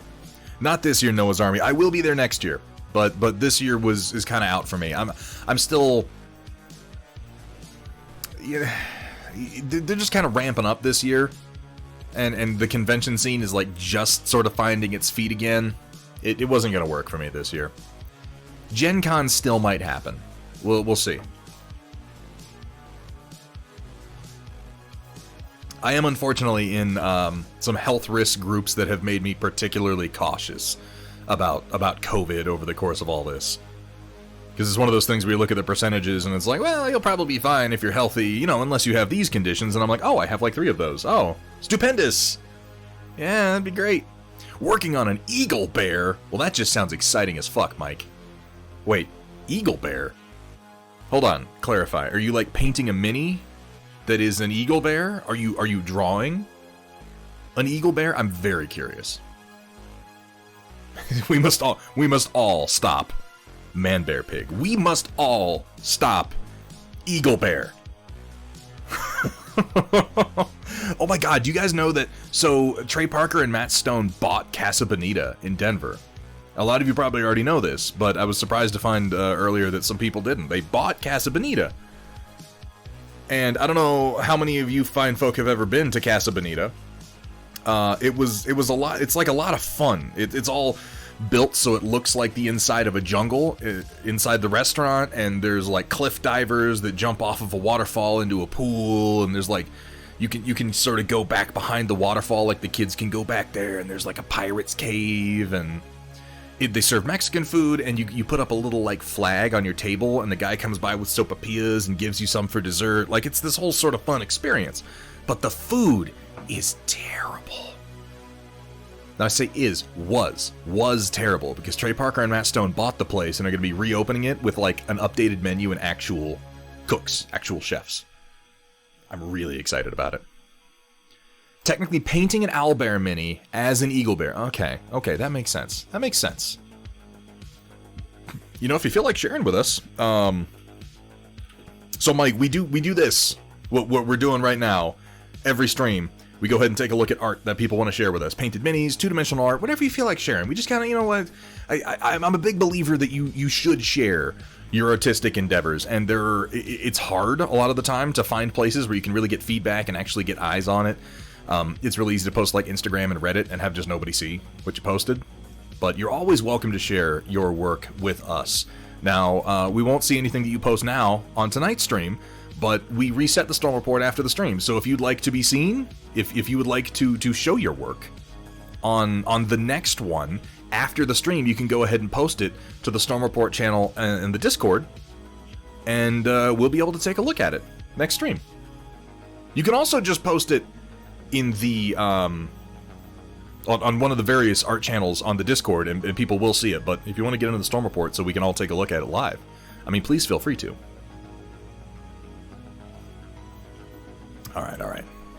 So this is, yeah, the haunting slimes are adorable, Mafik. I mean, we don't have any booba this time, but I'm fine with it because I love the slimes. We found some little friends, some little swamp friends. Here we have from Ren Momo, Stormtroopers with a Skullforge Sergeant. Skullforge is, he's really good. That's Jordan over at Skullforge, isn't it? We'll put an ATRT in because it isn't any special. Oh, you'll put an ATRT in the thread because it isn't anything special, just in case people want to see. Update, I have a job now, helping my mother organize stuff and being her secretary for $12 an hour. I work as much as or as little as I want. Ren, that's awesome. I'm glad to hear it. That's a pretty nice print. This is maybe my one complaint. That's a lie. I have other complaints. But one of my major complaints about the FFG sculpts that they did for these sets is all of their squad leaders are identical.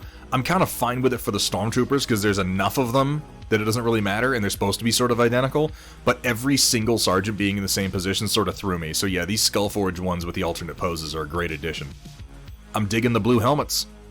Nice job. Looks like you did a little bit of metallic dry brushing over some gray is what I'm gonna guess for the weapons. Nice texturing on the bases. What are we gonna... Now, you're gonna do the edges in different colors to denote different squads, like you're doing with your rebels, I'm assuming?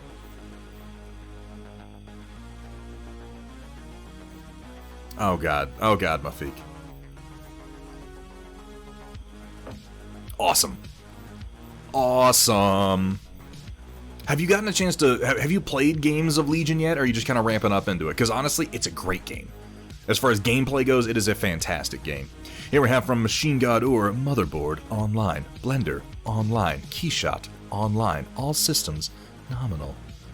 Okay, so finally have everything working in normal order. Because of that, I am able to put more mechy boys out. This is the Lammergear 3. Baby packs enough missiles to make even Chaotic Harmony go, damn son, that's a lot of whoosh. Got me flashing back. Got me flashing back to that Mech 3 intro, baby. I really think that cinematic is the only reason that I like the Vulture as much as I do. Because there are other comparable clan mechs that I will criticize for having almost exactly the same proportions and design features, like the reverse jointed legs and the gun pod arms, or maybe it's the fact that it has DNA kind of in common with the Archer with the way the LRMs are positioned. I'm not sure.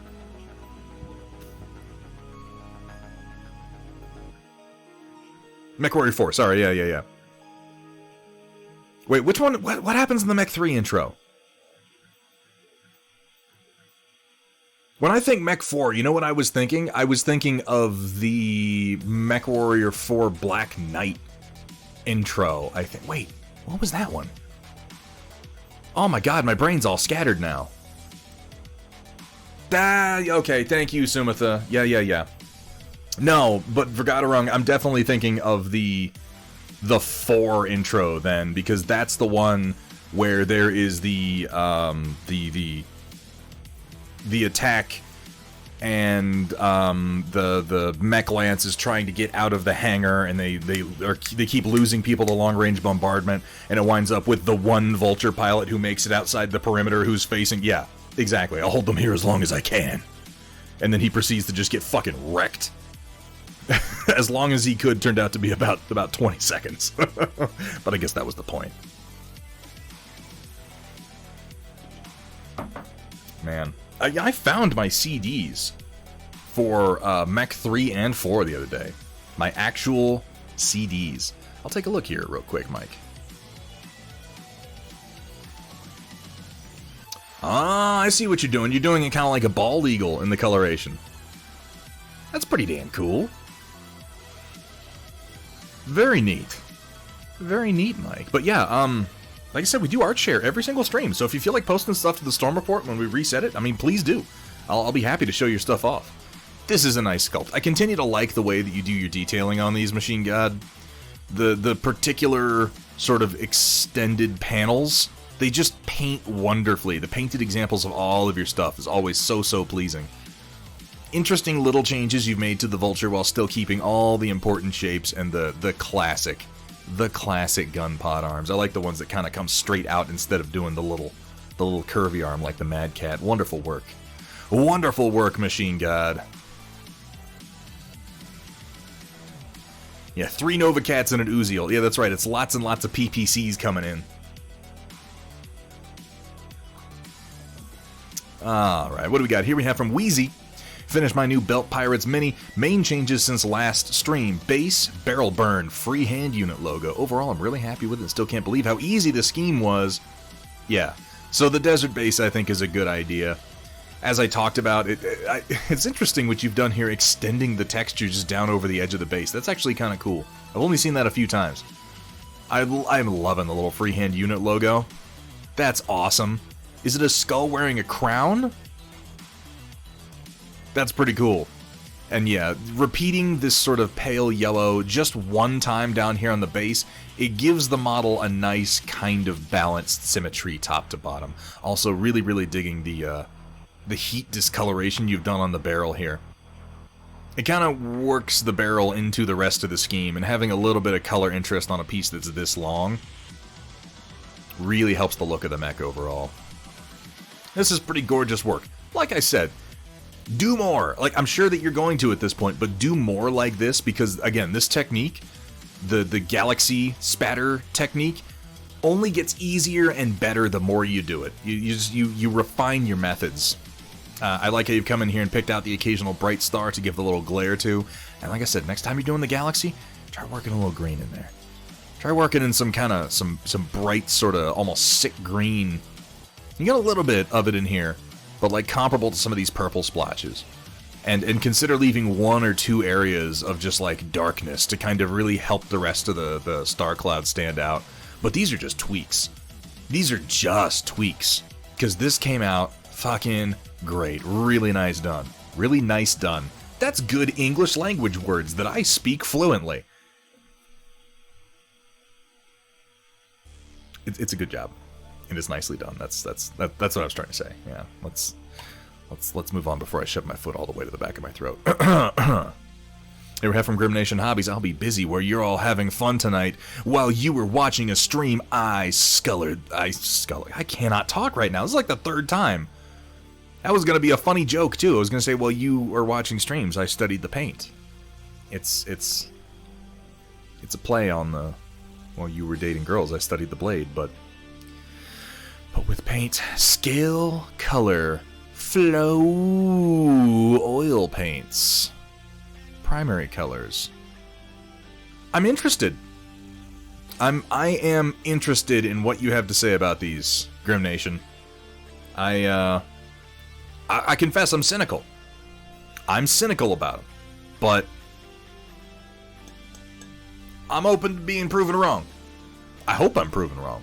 I hate it when I'm right. When I'm right, the whole world sucks, because I assume that the whole world sucks. Either way, I'm glad that oil painting is becoming enough of a thing in miniatures that that companies are starting to even look at it. I feel like it's probably unnecessary, but I'm glad that it's catching on. Data nerd.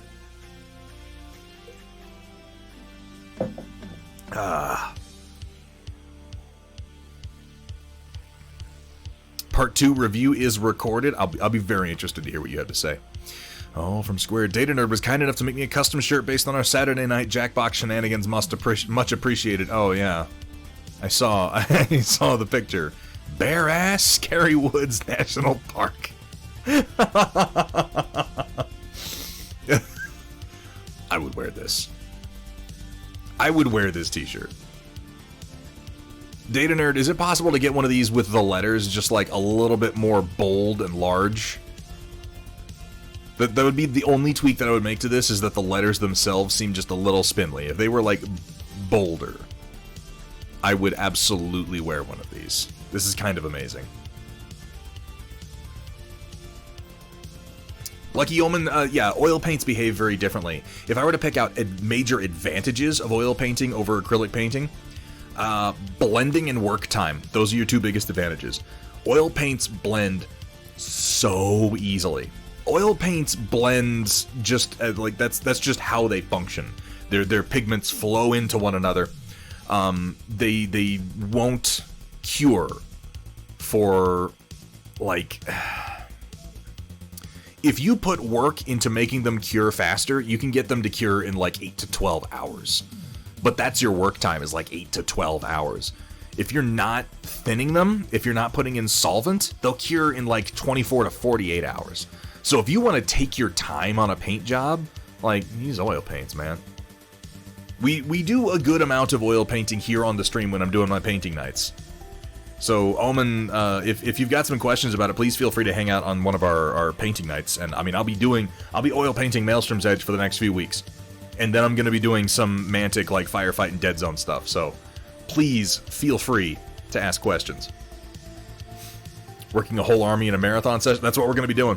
I'm trying to do oil painting to tabletop standards and quickly, and discovering little tricks. Every now and then I actually succeed at what I'm trying to do. Rarely, but every now and then.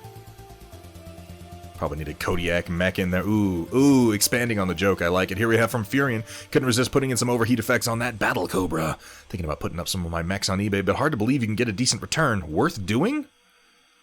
So...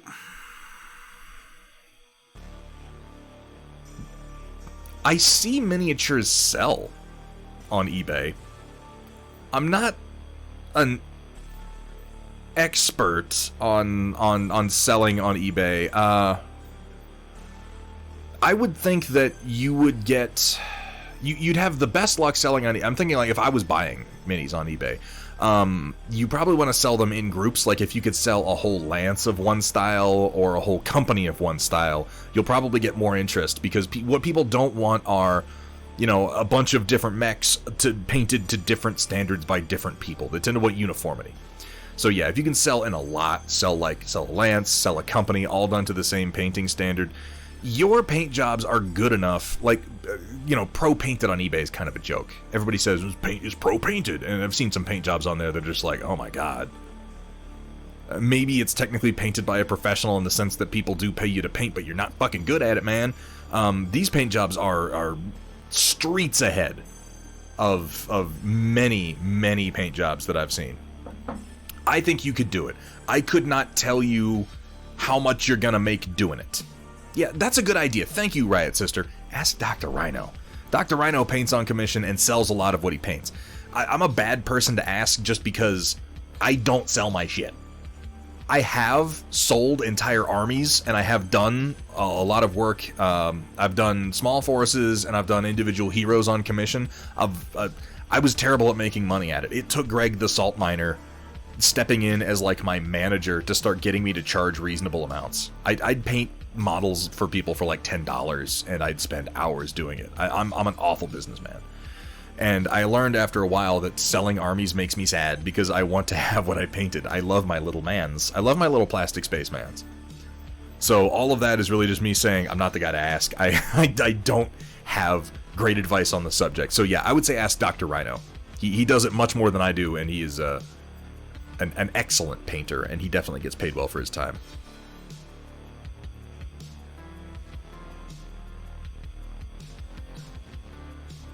Oh, Grim Nation, don't be a smartass.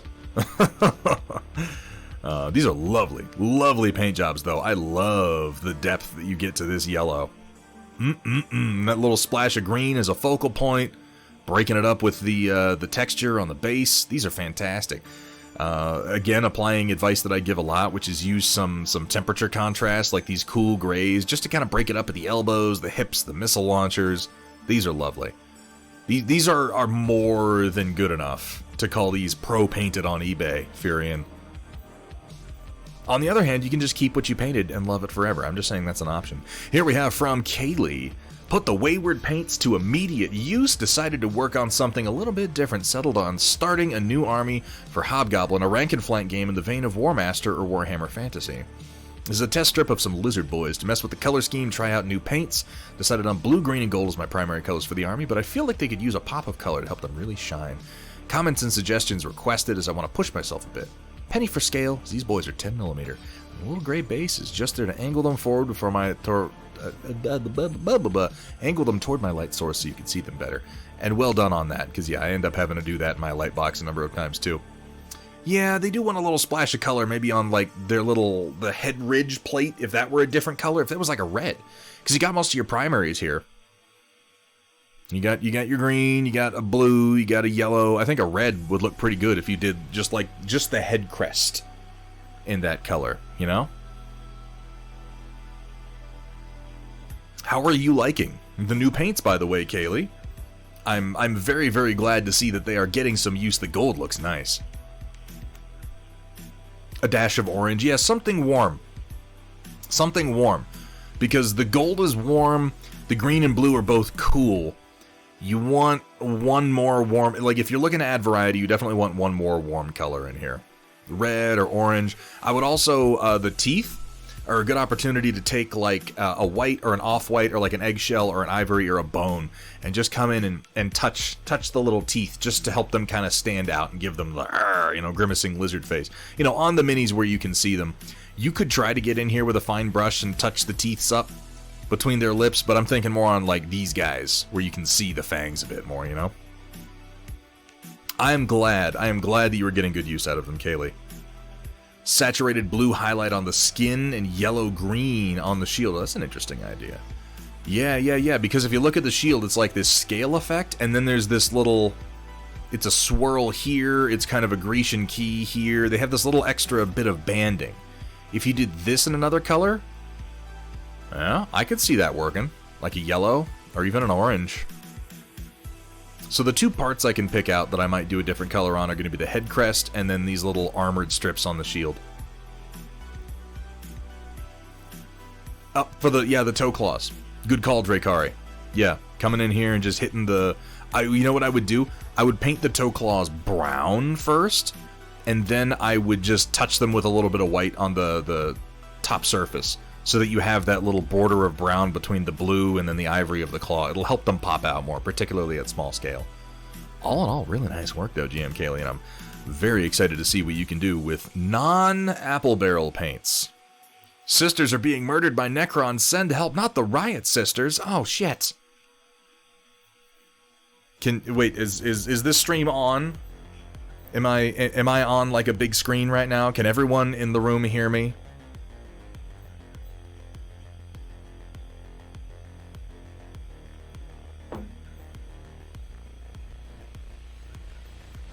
If so, I will speak as the voice of the Emperor.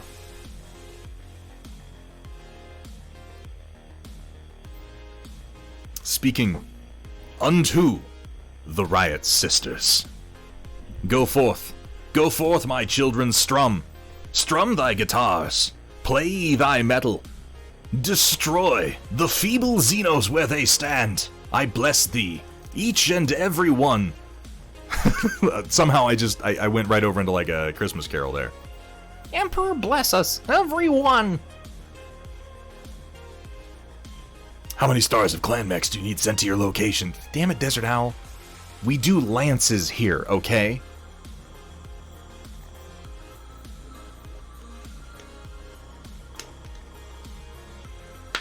I mean, you get style points, Dr. Rhino. The sisters are way, way cooler than Necrons. I think we all know it.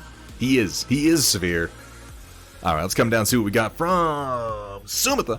Operation Lancaster preview, well, sorta. I'll spare you a massive verbose write-up tonight, Thunderhead. Whew, okay. 5 years, 500 plus pages, nearly 450,000 words.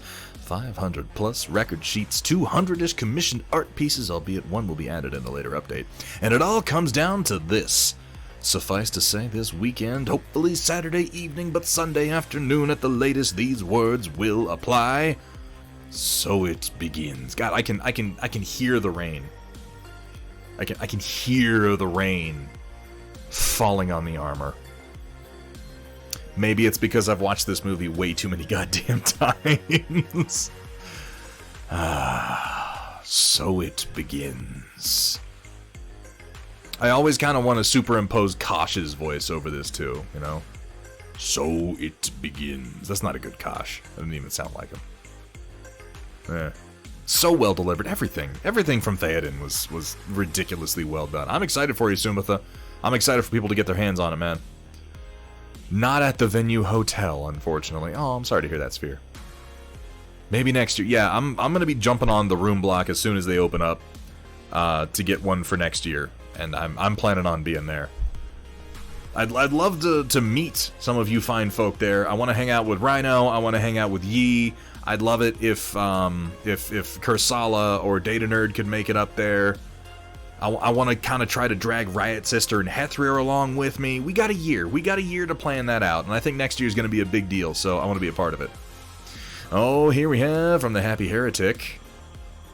I'd like to say I spent hours painting up this Nolzur's Air Elemental, but it took me maybe an hour and a half with the magic of oil paints. This guy's going up on eBay to further fund my plastic crack addiction. Oil paints are magic like this. Just magic. You, Skellabee, Wombat, and 8-Bit? Well, shit, we're gonna have to get together then. That sounds like a fucking party right there.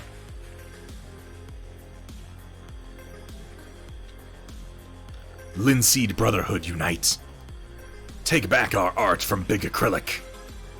And really, like, this kind of paint job with oil is like, yeah, this is I don't mean to in any way besmirch your work, Happy Heretic. I'm just saying, paint jobs like this on a highly textured piece, dead ass easy. You can do this with your eyes closed. It's crazy. Again, I'm still not to the point where I'm like, people should do oil paint instead of acrylic, because I think acrylic still has a lot of advantages for a lot of people, but it's really a situational thing. Thinking maybe Gen Con next year? That's a little closer to you, isn't it? They're not too far apart. Gen Con's more... well, it's away from the Great Lakes, at the very least. And it's at a time of year that's not quite as brutal.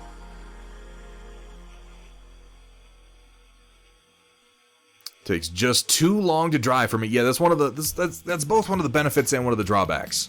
Negative charisma.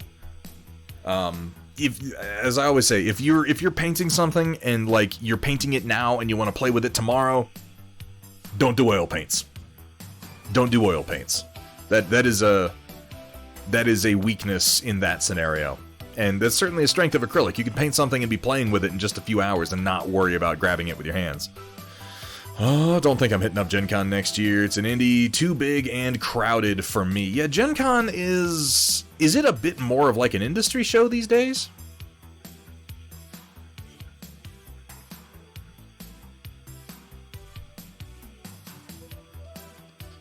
Yeah, about the same for you, Vergadaron. I mean, I'm flying my ass over there one way or the other. Here we have from Inquisitor Burnsy. Oh boy, Tau Broadside. Color scheme based off the Jagan mobile suit from Mobile Suit Gundam. Oh, I like what you've done here with the railgun. Neat glow effects. I like how you're working it not just into the center of it, but into the little crevices here. So you got like energy kind of coming out of every piece, especially down here. This is a nice touch. Well, this looks really neat. Great color scheme. You love the choice of yellow to create this little focal point over the shoulder. Kind of like an ochre. Interesting rust effects. They really stand. I'll bet this guy looks fucking great on the table. Like at average viewing distance, I'll bet this looks amazing. Rust on the corners, a little bit on the side here, kind of in the crevices of the armor. Very nicely done, Inquisitor Burnsy. Very cool paint job. Like the basing work you've done here, too. That's what I thought. Yeah, 90% board games and demos. There isn't, like, as much playing that goes on at Gen Con. It's more of, like, an industry. It's like, you know, how like, what San Diego Comic-Con has become. Where, like, it's called San Diego Comic-Con, but it's not a Comic-Con anymore. It's, like, an industry show. It's difficult and expensive to just go there to enjoy it unless you're going there as part of like a company. Yeah, like E3. Yeah. Used to be about going and checking out new games. Now it's about being a part of the industry. And it's not particularly friendly to the average consumer. Playing with the grimdark aspect of the Tau, since they're usually so clean. Yeah, that usually is their aesthetic. I can appreciate dragging them down into the mud a bit, Burnsy. I'm looking forward to seeing this conversion you're working on, man. Here we have from Vergatarung. I had to break down the table set up for board game night last night, and since I got some new storage, I wanted to see how it works out. Got all the alien world terrain I have printed in these tubs, with the hills in the base of the big one, all the rivers in the flat one, and the different trees separated in their own. All the fluid works and power tower I have done so far fits in the next biggest, and the drop base barely started to fill the third. The stuff I printed doesn't take much space. More than what was on the table is in the third pick. It becomes pretty compact, with even more free space available for future stuff. Storage is something that I definitely consider when I'm designing stuff, and like your rivers and shit just stack very nicely. That's pretty impressive. I love seeing stuff like this, because as I work on my designs, I'm always thinking, like, how am I going to store this? If I were to take this to a convention, if I were to take this to an FLGS, like, how much of a pain in the ass would it be? And this is just because I've transported enough tables of terrain to enough locations outside of my house to know that it's kind of a fucking nightmare. You gotta huck it over there, and sometimes it's delicate, and you gotta worry about breaking it as you move it, and then you have all the bins, and you gotta set it up, and then you gotta carefully take it apart and put it back in just the right way, and you gotta do that at the end of the day when you're tired, you've been playing all day, and you just want to go home. Nah, man, you don't have to do that with Hex Tech. You just take this shit and, like, you can Forgotta-rung it, you can Tetris it, it's not even that hard. I'll tell you what, you can get a big tub, and you can just kind of sweep it off the table with your arm, too. You ain't gonna hurt it. That's such a cool table. This is such a damn cool table for Forgotta-rung. I love seeing it all packed up nice and tight like that, man. Lovely. Just lovely. Uh-oh, Steel Warrior Studios, Ender 2 Pro Cutie Pie Edition. We never get posts from Steel Warrior Studios, but yeah, he's testing these little Ender 2s out with the intent of having them for printing small parts, because, man, these days with some of the sets I've been releasing, particularly in Hex Tech and now the new Farpoint Colony set, there's just a lot of small pieces that don't make a lot of sense to devote a full-size printer to. I'll be interested to hear how this works out. I know he's had a couple of issues, small mechanical issues with, like, the tensioner on this bad boy, but hopefully that fills a necessary niche at the print farm.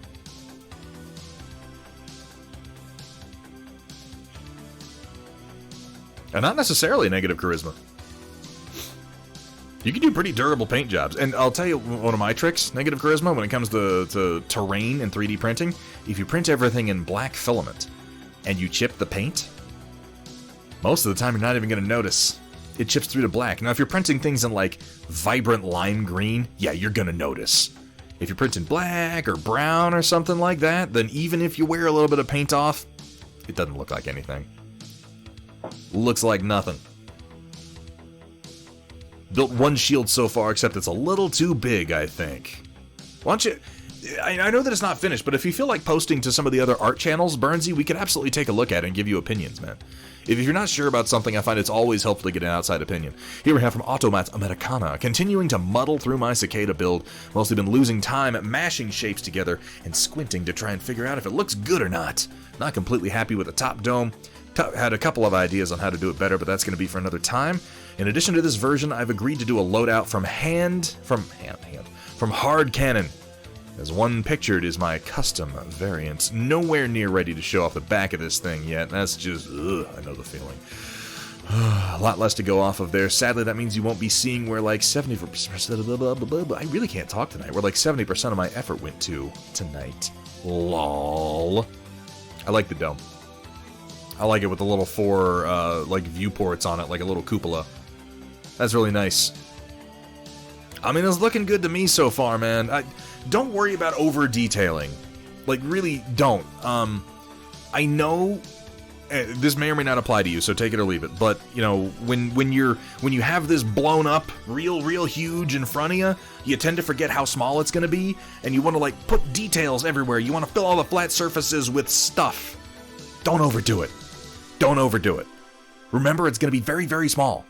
You only need one or two nice, crisp, deep details that are going to hold paint well. I would recommend, like, I know you're not, it's not as easy for you to print as it is for a lot of us, but I continue to recommend test prints just so you can get a good idea of what it's actually going to look like. If you got a friend with a printer, fire it off to them. They're like, print it out and tell me what it looks like. Tell me what it's missing. Don't break yourself off worrying about every little teeny tiny thing. Because sometimes you want a nice big panel to put like a decal on or something like that. But don't get lost in the greebles. That's some fantastic work, Automat. Here we have from Severe. Evil laughter. Mine is an evil laugh.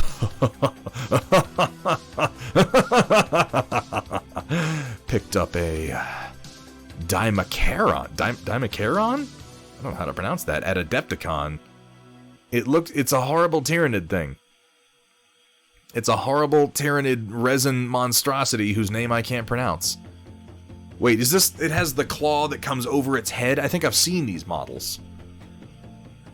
Is it... Did Dr. Rhino just do one of these? It has, like, horrible, like, mouth grabbers in its chest. Is that the same one? I'm not familiar with all the expanded Tyranid stuff these days. Gray PLA for Moon Rocks, just washing you pretty good. You're not wrong, Omen. You're not wrong at all. Well, it's a lovely looking resin casting from this angle. Very, very interesting, Sphere. I'll be curious to see what you do with that. Here we have from Negative Charisma. Yeah, I saw you post this earlier, man. And dude, you're adapting to Blender pretty damn quick. I love seeing the blocking here. This is honestly one of my favorite stages to see of other people's work. Is the broad blocking before the details start to go down. It just helps you to understand the assembly and the workflow of projects like this so much better. Love what you did with the spokes here. It looks very, very real. Nicely patterned. It's a fast attack giant monster. Oh, that sounds very friendly. I love Tyranids and space bugs. They're so wonderful and friendly and cuddly. Damn, I haven't seen a few of the things that you've been working on in Blender. Like, yeah, man, you're taking to it like a fish to water, as they say. Here we have from Furion5. I thought this would be a quick mini to paint. I was wrong. Well, Furion5 any mini can be a quick mini to paint, but not if you're gonna do clean work like this, dude. And if I had to put any word on what I'm seeing here, this is clean. This is clean, crisp paint work. I love the base red you have going on for this Tech Marine. Really digging the way you've done the metallics. Nice, clean, smooth, effective. The highlighting job you have on the undersuit ribs and then on the pipes on his chest, the hazard stripes on the cabling, the nice smooth yellow. Like, this is nice work. This is nice professional work. You even drilled out the grav gun. You psycho. Look at this. I feel like grav guns are one of the ones that you don't have to drill out. I don't feel like grav guns have barrels necessarily, but you did it anyway. I just want you to know that you're bringing this work on yourself. You didn't have to do this good a job. You chose to. And now you have to finish it. Because I want to see it. Because of the missing head, I had an optical illusion incident looking at this. I legitimately had the initial reaction of, holy shit, Red is definitely the imposter. I could kind of see that from a distance. Yeah, I'd buy that. Furion, really, really lovely work, man. Here we have from Carrick, most recently completed, he put quotes, model, my attempt at a remaster of the Vengeance frigate from the classic Empire at War CNC Welcome.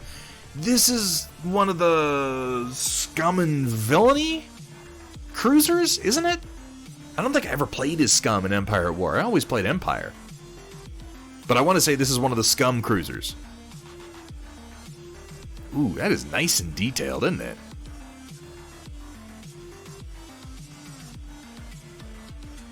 From the Zan Consortium. Yeah, that's what they were called.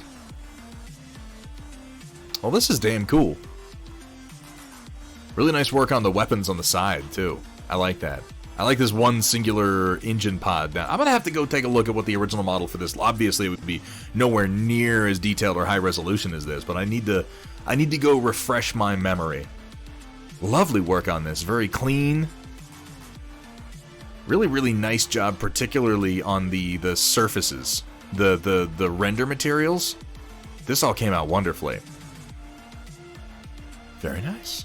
Very nice, Carrick. I'm going to have to check out some more of your work, man. Here we have from Kursala. Some time ago I commissioned Project Dark Fox for a conventional fighter design that I made, and it just wallowed on the dusty corner of my hard drive for about 19 months. Well, on Sunday afternoon, that does happen from time to time. Well, on Sunday afternoon, as in 4 days ago, I dusted it off and decided to have at it with a few significant changes. Then I finished it up on Tuesday while watching the stream and got it printed for Wednesday morning, presenting the third and final version of the Acontia Scout VTOL. What's this say? Total modeling time around 7 to 10 hours. That's not bad. Hey, that's pretty slick. I like the inclusion of the VTOL rotors is nice. I like these kind of broken, layered, triangular shapes. This is neat. It's in the original design here, with the chunk, chunk, chunk going towards the middle, and then the center fuselage is like its own little V shape.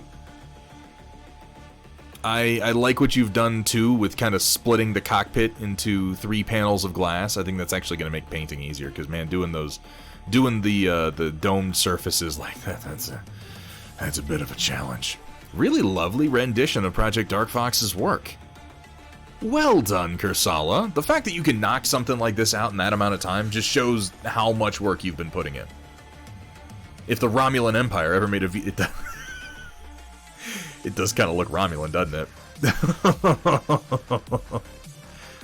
We're going to have to run this design by Ambassador Tomalog.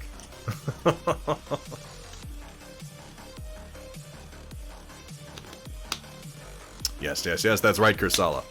Wanted to make it into something useful, and the rotor seemed like a good choice. Gotta have that low flight VTOL power. We need desert power. Lovely, lovely work, Kursala. Here we have from the Cookie Mama. So my input this week, I'll be presenting my daughter Ninja Kitty's work. What a name. This is the Rose that Owl mentioned in chat. Kitty modified a design she found and did the painting herself. That's pretty cool. This does kind of have me thinking about printing out the crystals in green and then just masking and painting them. That I don't know why I didn't think of that before. And yeah, if you could put a light in it, even just a small LED...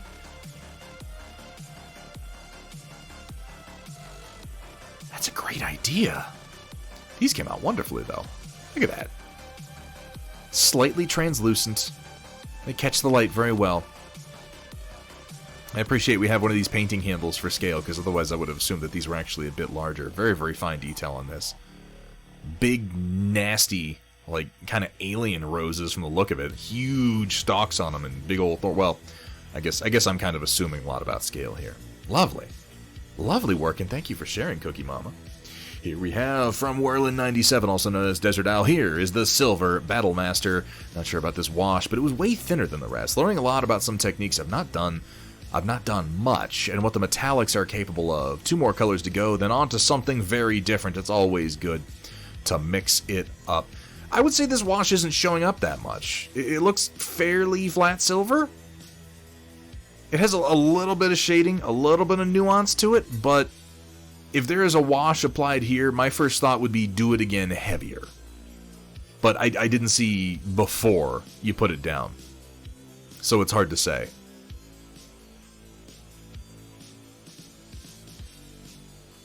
Oh man, I have such a hard time with the MWO Battlemaster. I love the Battlemaster so much, and MechWarrior Online took everything I love about it and just massacred it in front of me. Started flat black. Oh, the silver is the wow.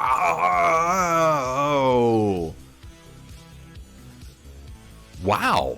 In that case, that's kind of impressive that it applied this well, being washed down in a diluted state. You've been doing some fairly interesting experimental things lately, Desert Owl. The silver's washed on. Huh. Okay. Well, I mean, I hope that this study that you've done recently with the Metallic Battlemasters has been educational, and I can't wait to see what this winds up being applied to in the future. And what this thing is, this something very different, can't help but be curious. Can't help but be curious. Curiosity may kill the cat, but it will not lengthen the storm report. What a fucking awkward transition. I'm just gonna push the button. Why do I say things like ever? I don't even know. I've seen less effective base coats than that one. Yeah, that's what I was thinking, GM Kaylee. Like, I've seen people apply just straight metallic paint and not get that good of coverage. See, Desert Owl, I have been misunderstanding what you were posting this entire time then. I did not realize that. That kind of recontextualizes it, and I'm going to want to go back and take a look at some of those. Oh, absolutely. Absolutely, Sumatha. Always, always, always. Let me see who's doing what, who's streaming where. Somebody's got to be doing something. Oh, Nocturnal Miniature. Steep T. Commander Mittens is going. Hang on, let me see what Nocturnal's doing real quick. We're probably going to roll on over into Commander Mittens' stream. Oh my god. There's a Little Caesars Batman Pizza tie-in? Ew.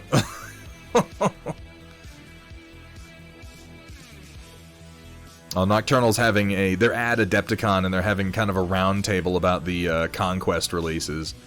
Well, we're gonna keep it going with some artistic endeavors, because Commander Mittens is over there working on her amazing Lumineth. Why don't we go ahead and get that started, folks? I know a lot of you are probably getting ready to turn in for the night, but if you feel like doing me a favor, stick around for just a minute. Go with the raid, check out Commander Mittens' channel. Even if you're not going to stick around, consider dropping her a follow if you want to see more. She has a great stream. She is a wonderful person. She's so sweet. She's so funny. She has a great community. She is an extremely talented mini painter, and you can learn a lot by hanging out in that stream. She's been working on her Lumineth just about forever, and she's so meticulous about it. I absolutely love watching her work.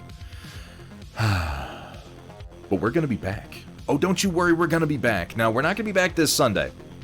It is my wedding anniversary this upcoming weekend, so I'm going to be elsewhere doing things on Sunday. But Tuesday, we'll be back at the painting desk, getting dirty and busy.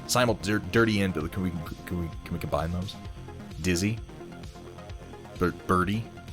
No, both of those suck. Those are awful portmanteaus. Anyway, we're going to be painting Maelstrom's Edge. That's the point.